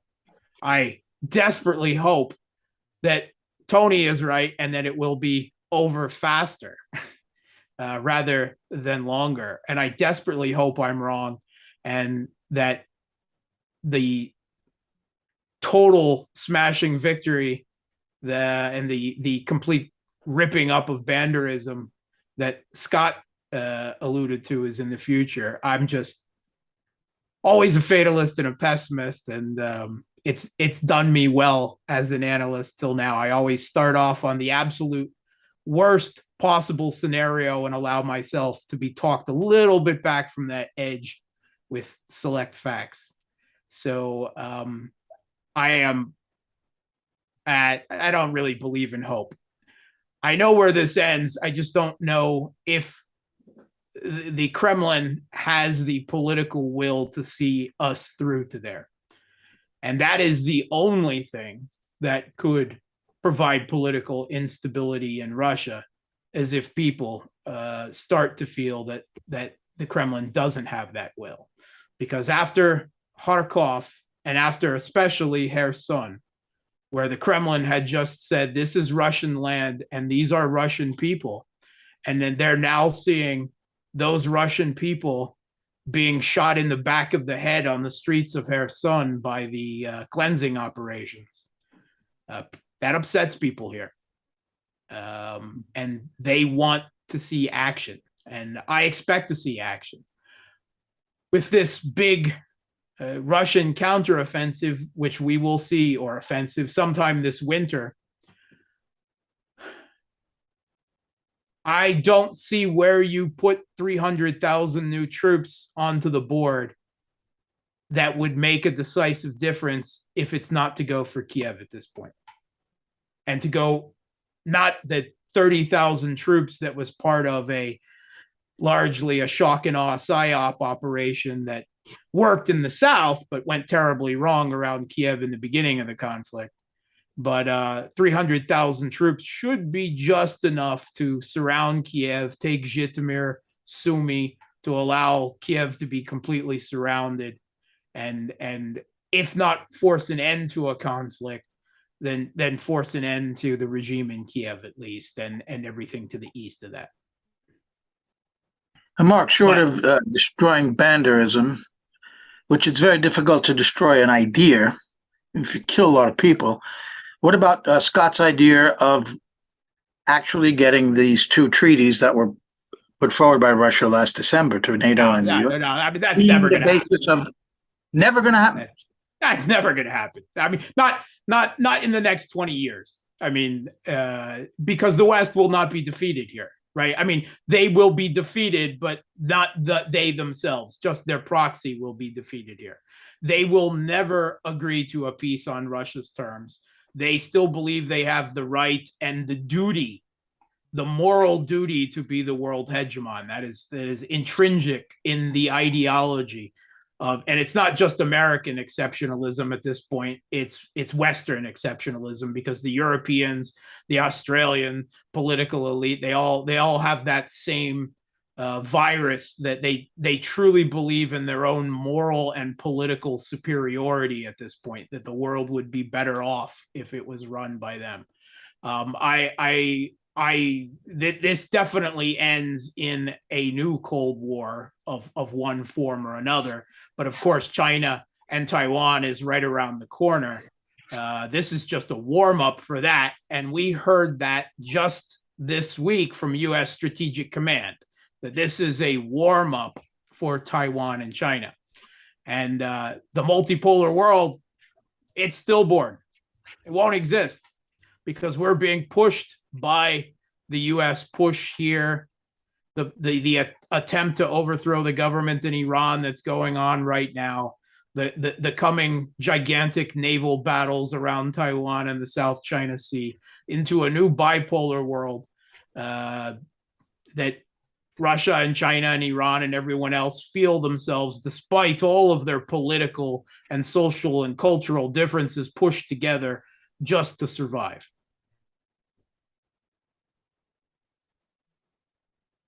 Tony, you have something to say? You're closer to that theater of battle than any of us. Yeah, well, I continue to be an optimist about the good sense of Asia Pacific people. We just saw a very successful G20, successful in the sense that the West wasn't able to act in its usual hegemonic way of past years, corralling the non-aligned into an anti-Russian, anti-Chinese coalition behind it. None of those things happened. The West actually left Bali humiliated, and I was very pleased to see that. There's a resilience about the Asia-Pacific region, and there's a rationality which both Chinese, mainland Chinese, and Taiwanese Chinese share that rationality. I think East Europe is just a crazy place. It's full of crazy people, crazy fanatical people. Whereas you don't get that kind of crazy fanaticism in the Asia Pacific region. You get a pragmatic, hard-headed, cool. Well, Singapore's the model, China's the model, South Korea's the model. I've got great faith in Asia to avoid the craziness that's coming out of Eastern Europe. Scott, you heard what Mark said, that he didn't think there's any chance of this treaty going through. And it would require the Europeans, as you said, to kind of break with the United States on this. So what is your response to what Mark said? Well, first of all, Mark's 100% correct if the current political and economic elite stay in power. They will never agree to this. This is why we're in the situation we are right now, because they're incapable of common sense. They're incapable of logic. They believe only in the pursuit of the American NATO singularity. The rules-based international order must be preserved at all costs. Mark, I'm not appalled. I applaud your bloodlust. I didn't realize you had that in you for the European people. I know what they were trying to do to Russia. I just didn't realize that you were so hell-bent on doing the same thing to them. And guess what, Mark? I think it's going to happen. This is, and what I mean by that is not this winter, but I think this is a multi-phased thing. I think Russia achieves its military victory, but political victory won't be achieved until next winter. Why do I say that? Because, again, the Europeans are just, I tried to take, economy 101 in college, and it just befuddled me.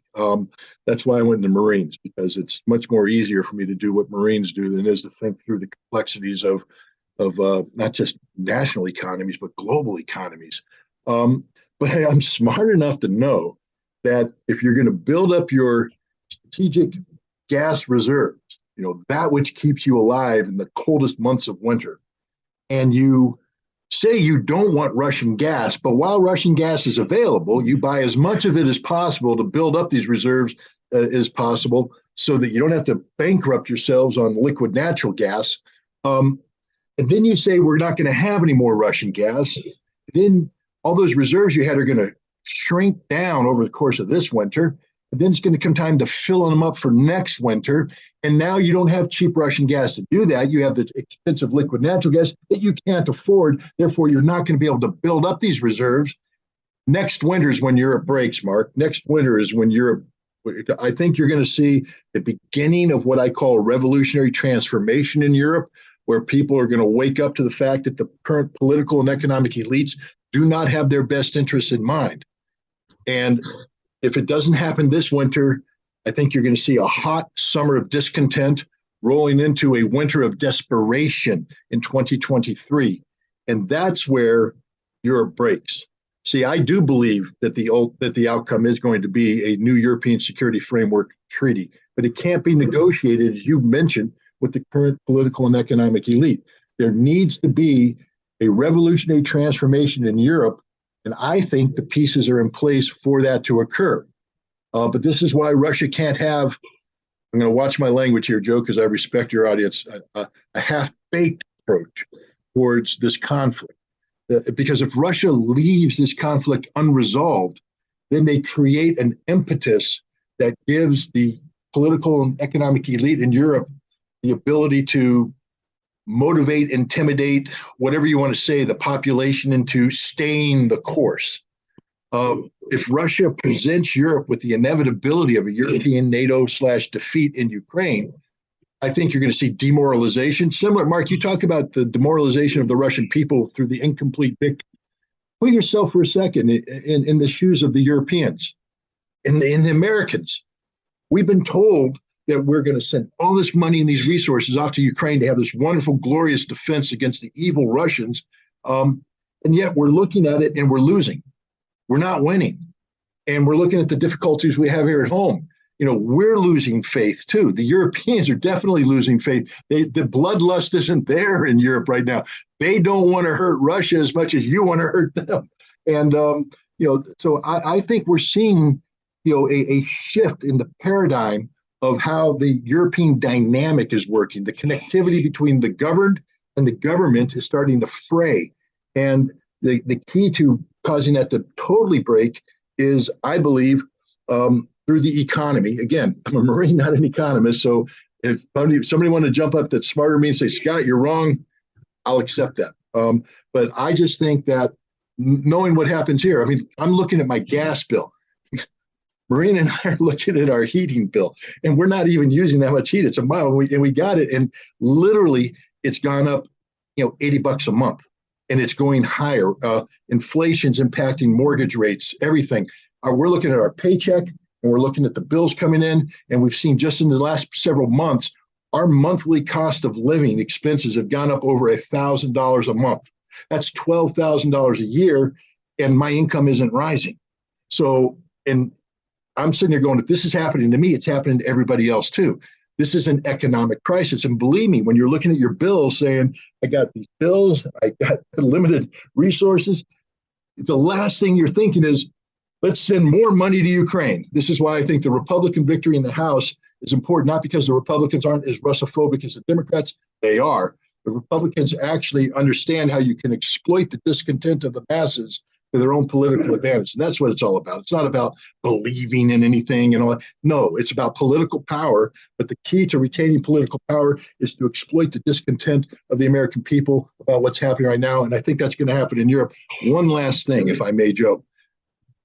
I think, Mark, you've hit on something that all Americans need to hit on. And this, you may not have realized you hit on it. I'm not downing your ability as an analyst. I'm just saying that I'm looking at how America views Russia. And we are influenced heavily by what I call the Putin whisperers. These are the Fiona Hills and the Analyst and all these other people who have written book after book after book about the autocratic nature of the Russian leader. He's a dictator, an evil man. He controls Russia with his maniacal, puppet master thing. And as a result, we don't understand anything about Russia. And I don't claim to be a Putin expert, but I do know that Vladimir Putin was an accidental president, meaning he stumbled into the presidency as opposed to desiring the presidency or spend his life seeking to get there. And I do know that he spent a lot of time, he inherited a mess, a Russia that was in not just economic freefall, but political freefall. The system of government of this massive country was complex, to say the least. And he had to come in, and he is still, I believe, dealing with the consequences of that. The idea that Vladimir Putin is this all-powerful dictator is just so far removed from reality, that there is a complexity to the Russian nation that we don't understand in the West. And because we don't understand it, sometimes we take a look at what we say is Kremlin indecisiveness, and we're unable to, because it confuses us. Because if Putin is this dictator, why is there indecisiveness in the Kremlin? How could there be indecisiveness? He's a dictator, for God's sake. Be Stalin-like. Put your fists down. Stomp your feet. Execute millions of people. Open up the gulag. Do something, Vlad. But he's not. Why? Because I think it's far more complicated than that. I think the relationship between the Kremlin and, for instance, the governors is far more complicated than we in the West could possibly understand. We don't understand the transition that took place from state-controlled industry to these joint stock industries that they have today, which function like a state-like enterprise, but there's a capitalist reality to it, meaning they need to actually make money. They can't just sit there and live off of the funding of the state. Russia is so complicated, so very complicated, that we don't understand it. And if we don't understand it, Joe, I've talked about this before. I've used this as my basic, simple Marine Corps mantra. If you don't define a problem properly, you can't come up with a solution. Because if you haven't defined the problem, what you're trying to solve isn't the problem. You're solving something, which means you're solving nothing. We can't define the Russian problem. We don't know what Russia is. We don't understand Russia. We don't know what makes Russia tick. We've simplified it into the form of one man, Vladimir Putin, who, yes, he's been in power for 22 years now, but Russia is far more than just one leader. It's more complicated, and we don't understand it. So we hit all the wrong levers.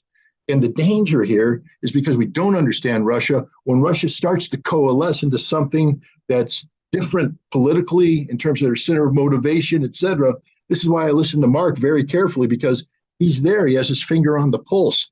And I'm very interested in what's happening inside Russia right now, because I think because we don't understand what Russia was, I'm talking about even as recently as last year, we can't understand, we can't define this transformation that's taking place in Russia, because there is a transformation taking place in Russia.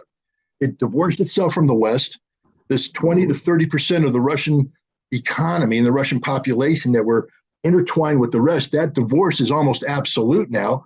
And there's a war, I believe, going on inside Russia for these people to just say, are they going to pivot to the East? Are they going to become a political opposition? Are they going to try and gravitate back to the West? And I think there's a war inside Russia right now to win these people over one way or the other, but we don't understand that conflict. And then when this internal conflict is resolved, there's going to be this new Russia that we still won't understand.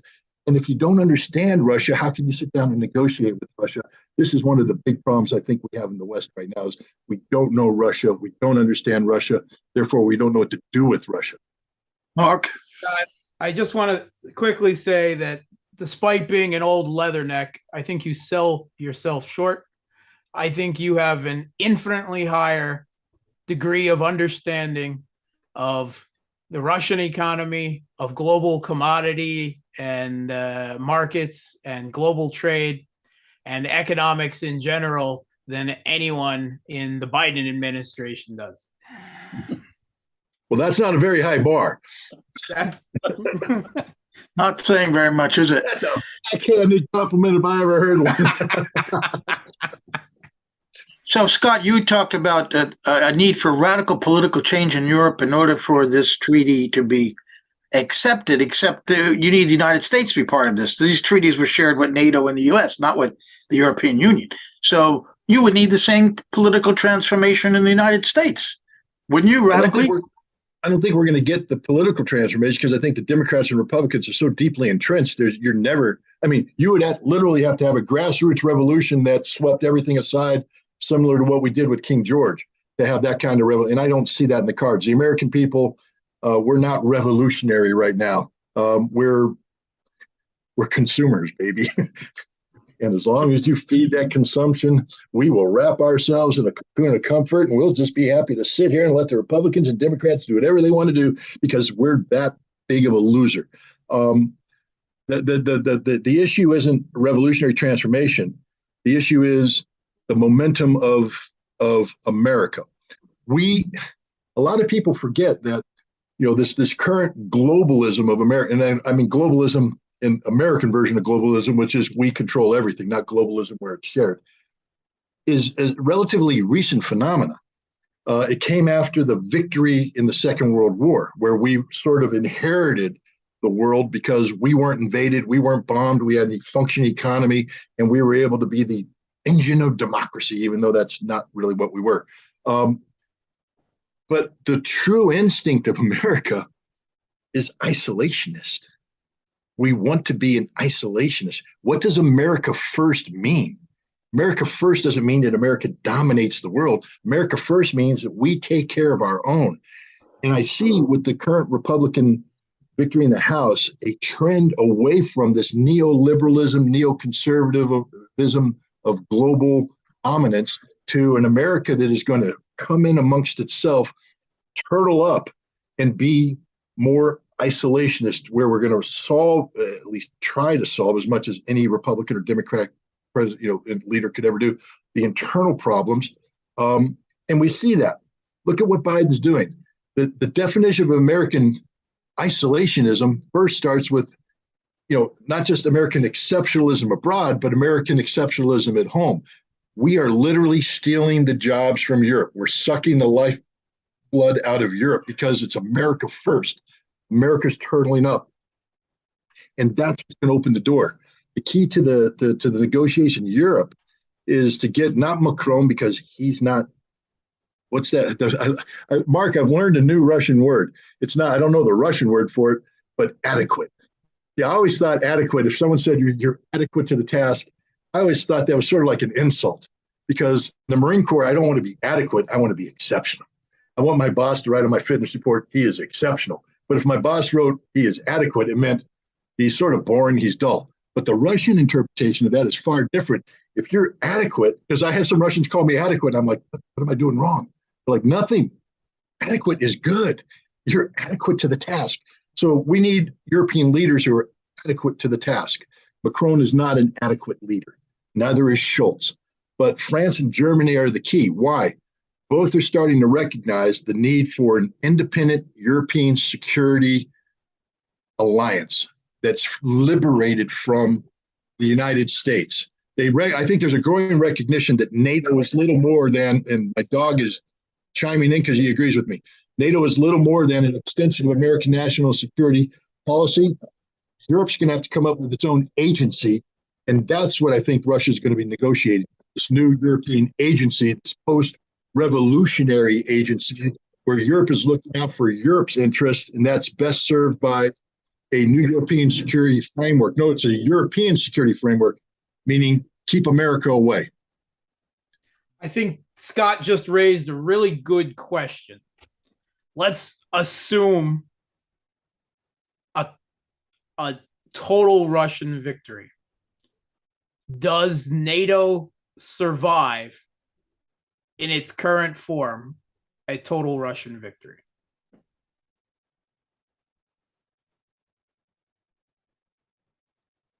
No. NATO is fracturing as we speak. NATO is falling apart. I mean, there's a greater chance, to be honest, of NATO members going to war with each other than there are of NATO going to war with Russia. I think there's zero chance of NATO going to war with Russia because everybody understands the ramifications of that. There's a huge chance of Greece going to war with Turkey, France joining the Greeks to fight the Turks. There's a big chance there. We see animosity between the Germans and the Poles. We see animosity between the Hungarians and virtually everybody. The Serbs are unhappy. Kosovo is still a cancer in the center of Europe that could explode. NATO unity, it's deeply fractured. This is why I say the greatest threat for war in Europe isn't Article 5. Read Article 5. Article 5 is a voluntary opt-in. There is no automatic, we line up the troops and suicidally march to the battlefield. Article 5 is, oh, you were attacked. We're going to consider whether or not we want to get involved, and maybe it'll be military, maybe it'll just be us saying, geez, you shouldn't have been attacked. Article 4 is the most dangerous article in NATO. Article 4 is where they get together and view outside threats. It's not about somebody attacking NATO, it's about NATO imposing its will militarily on an outside problem. This is why what happened with that S-300 missile landing in Poland is so dangerous, because Poland was talking about Article 4, Article 4, Article 4. Unfortunately, the adults in the room said no, because they know what the consequences are. Every time NATO's gone to war, it's been Article 4. Serbia, Article 4, Libya, Article 4, Afghanistan, Article 4.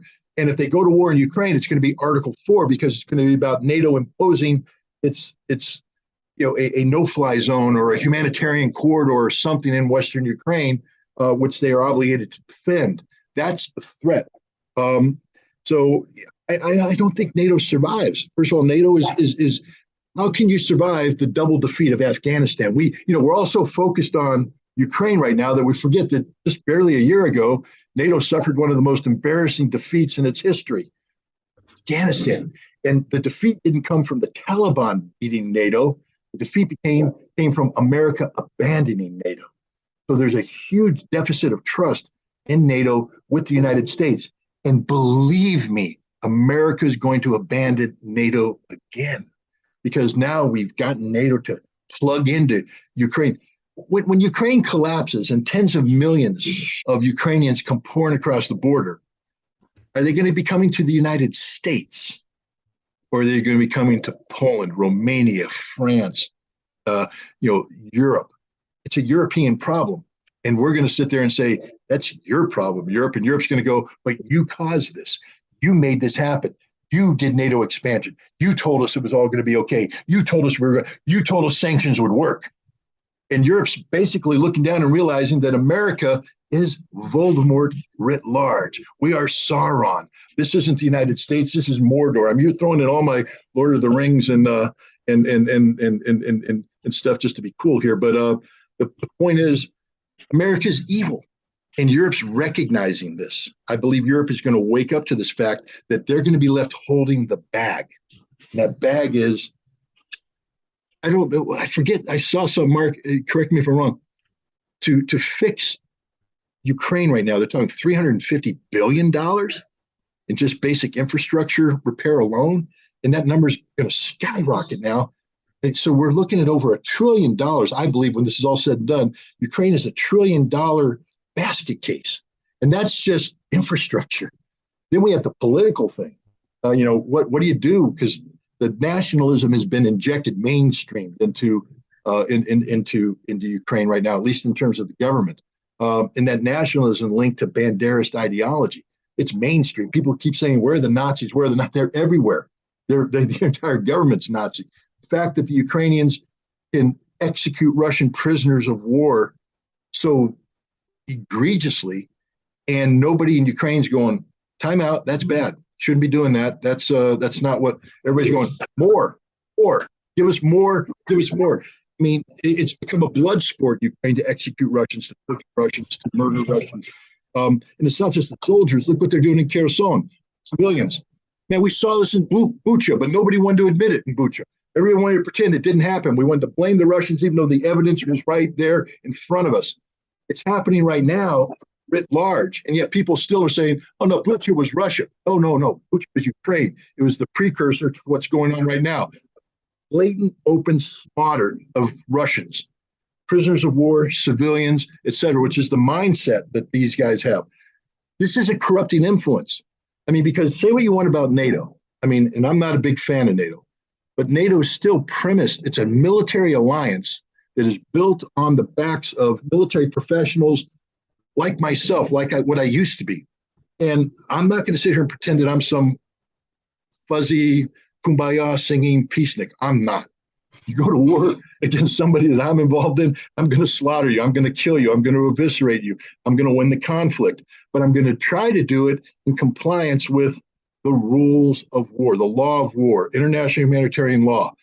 If you put your hands up, I take you prisoner. I bring you back. Yes, I'm going to give you a little rough treatment early on to get some intelligence out of you, but I'm never going to hurt you. I'm just going to make you think you're going to get hurt. Then I'm going to turn you over. You're going to get your medical care, your food. You're going to be put in a camp. You're going to be fed. You're going to communicate with your family. It's all going to be done right. That's how we fight war. Well, maybe not in Iraq. Well, maybe not in Afghanistan. Okay, that's how we used to fight war, but it's how we should fight war. The Ukrainians, it's a cancer. It's infecting NATO because we have American troops that are on the ground right now. I know we don't want to admit it, but we have American troops on the ground who are working with these people. We have Americans training these people, Europeans training, and the guys you're training are going to the front line and committing war crimes. They're committing war crimes. So you legally are now part of the problem. We're providing support that's being used to shell civilian infrastructure in Donetsk unapologetically. The Ukrainians don't even try to deny it anymore. They just keep pounding the rounds downrange. And we in the West complain. This is infecting everything. And it's a cancer. And at some point in time, our military is going to say no more. I mean, at some point in time, the either that or we're going to go to the dark side. But I believe actually when a person takes an oath to defend the Constitution of the United States and they're trained on the laws of war, that, look what happened in Iraq and Afghanistan. The United States recognizes now that what we did was wrong. I'm not talking about invading. I'm talking about how we treated prisoners, how we did. There's a consensus that we got off the path, that we were wrong. We lost our moral compass and we need to bring it back. And so the military today is doubling down on training people about the morality of war. I always love that term. There's nothing moral about war. It's about me killing you. But the morality of war. But now Ukraine is destroying everything we say we stand for, everything we stand for. And NATO can't survive. NATO is a military alliance, and the military is the key to that military alliance is the United States. And I know people are going to roll their eyes when I say this, but the American military does have a moral compass. We do have a moral code. We do have principles. And what's happening in Ukraine right now is a frontal assault on all of that. And I have a hard time believing that we're going to come out of this conflict after Afghanistan, after Ukraine. I don't think there's a NATO. I don't think NATO survives. I think Europe's going to say enough is enough. We need to find our own European security agency. And we come back to what I said about Macron. It won't be Macron. Macron's talked about it, but he's inadequate to the task. They're going to need an adequate European leader, which may arise after this revolutionary transformation, I believe, is going to take place between this winter and next winter. That answer your question, Mark? I just say one thing.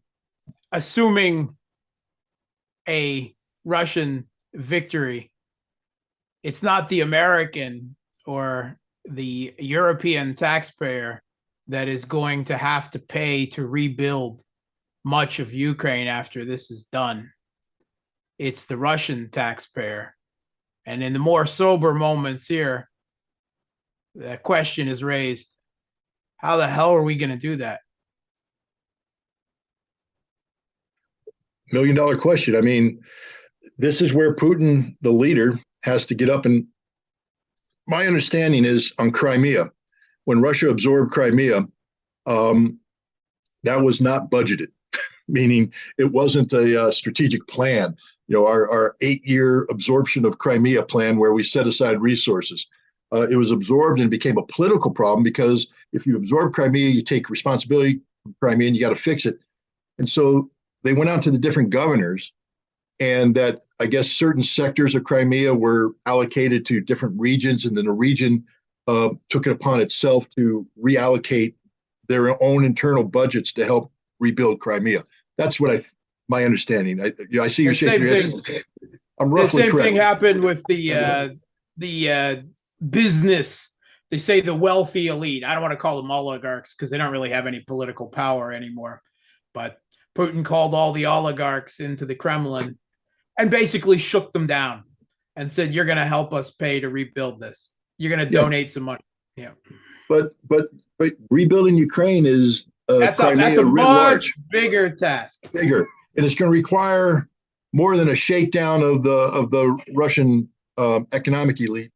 It's going to require a genuine tightening of the belt of all of Russia, and this is why it's so important that Putin get the buy-in of the Russian people in this conflict, because it's not just about winning the war; it's about managing the peace. Winning the peace. How do you rebuild Ukraine so that it can be an effective part? You don't want Ukraine, one of the things that befall, that has harmed Germany is the approach they took towards reabsorption of East Germany after unification. And that created a lot of political problems. You don't want to, again, I'm an American, so what do I care?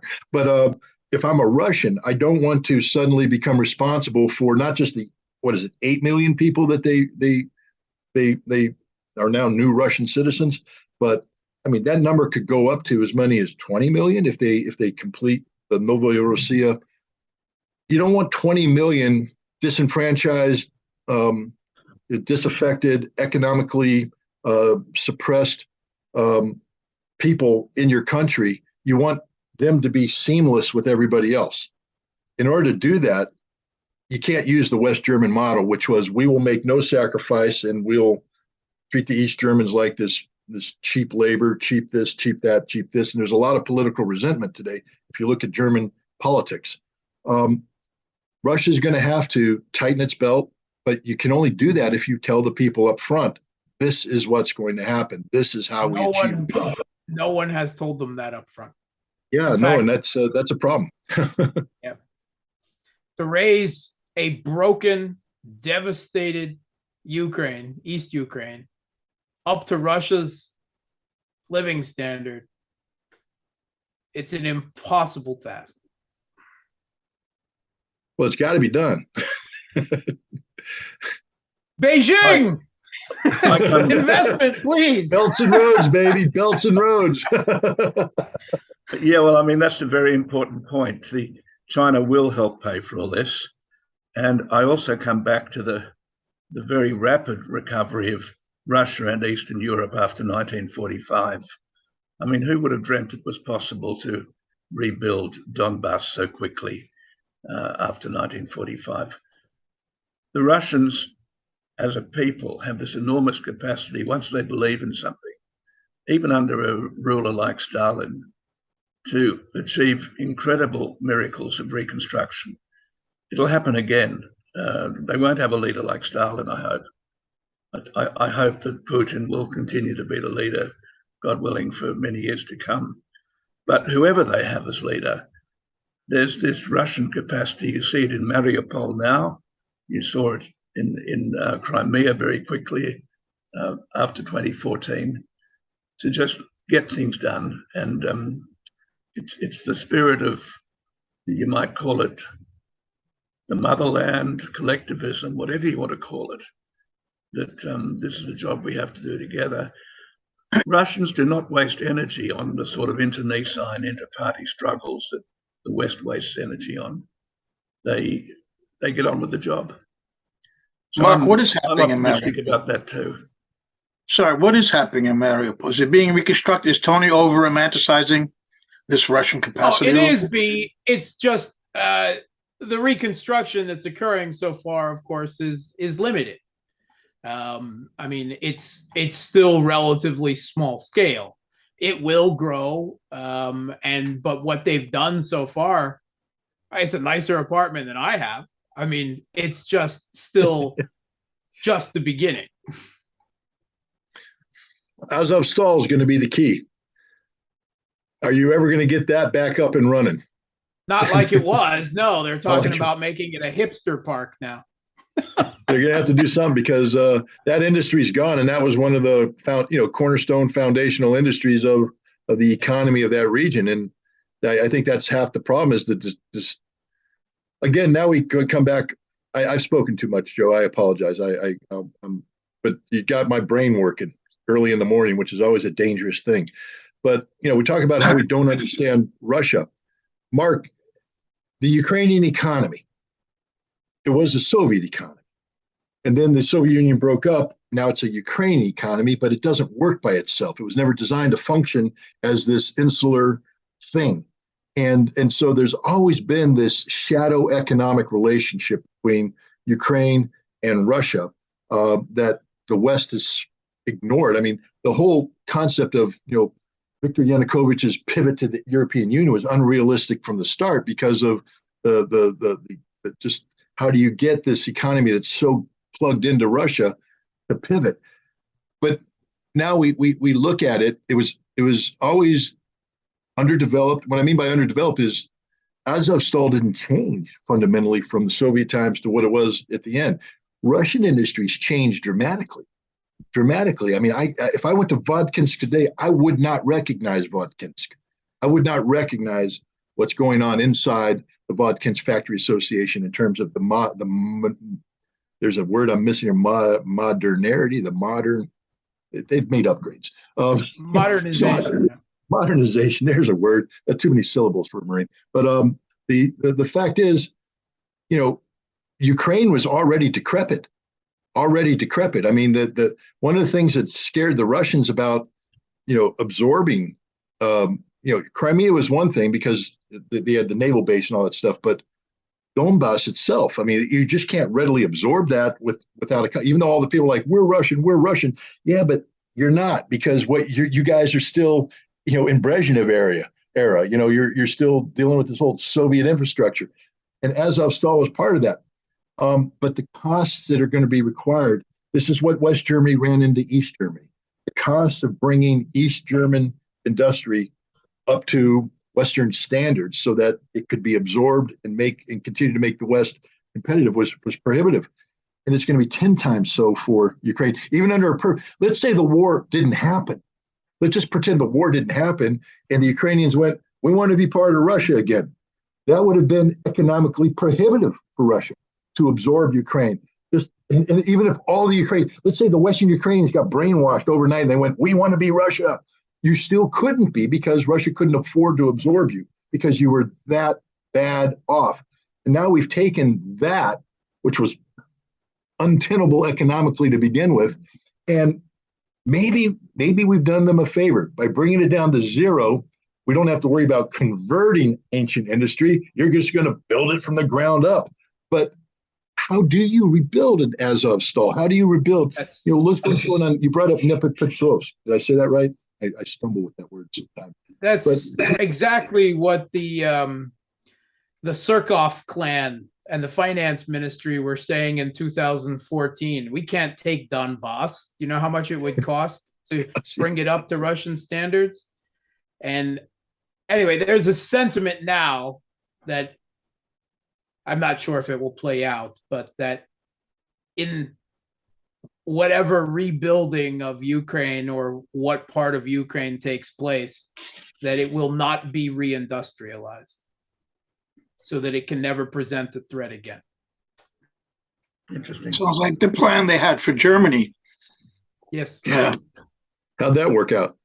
Oh, well, they didn't implement.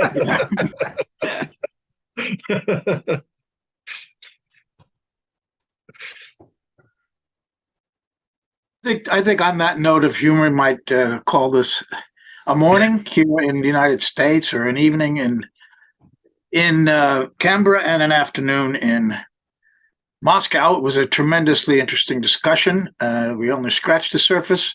Hope you guys will come back again soon, maybe at different hours, so that those of us on the East Coast of the U.S. don't have to get up and when it's still dark.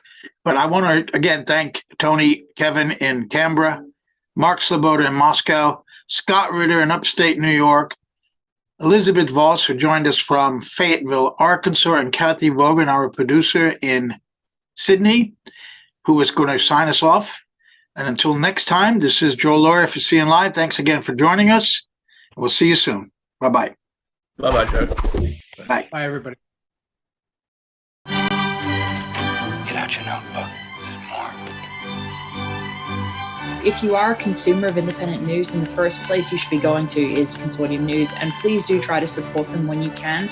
It doesn't have its articles behind a paywall. It's free for everyone. It's one of the best news sites out there, and it's been in the business of independent journalism and adversarial independent journalism for over 2 decades. I hope that with the public's continuing support of Consortium News, it will continue for a very long time to come. Thank you so much.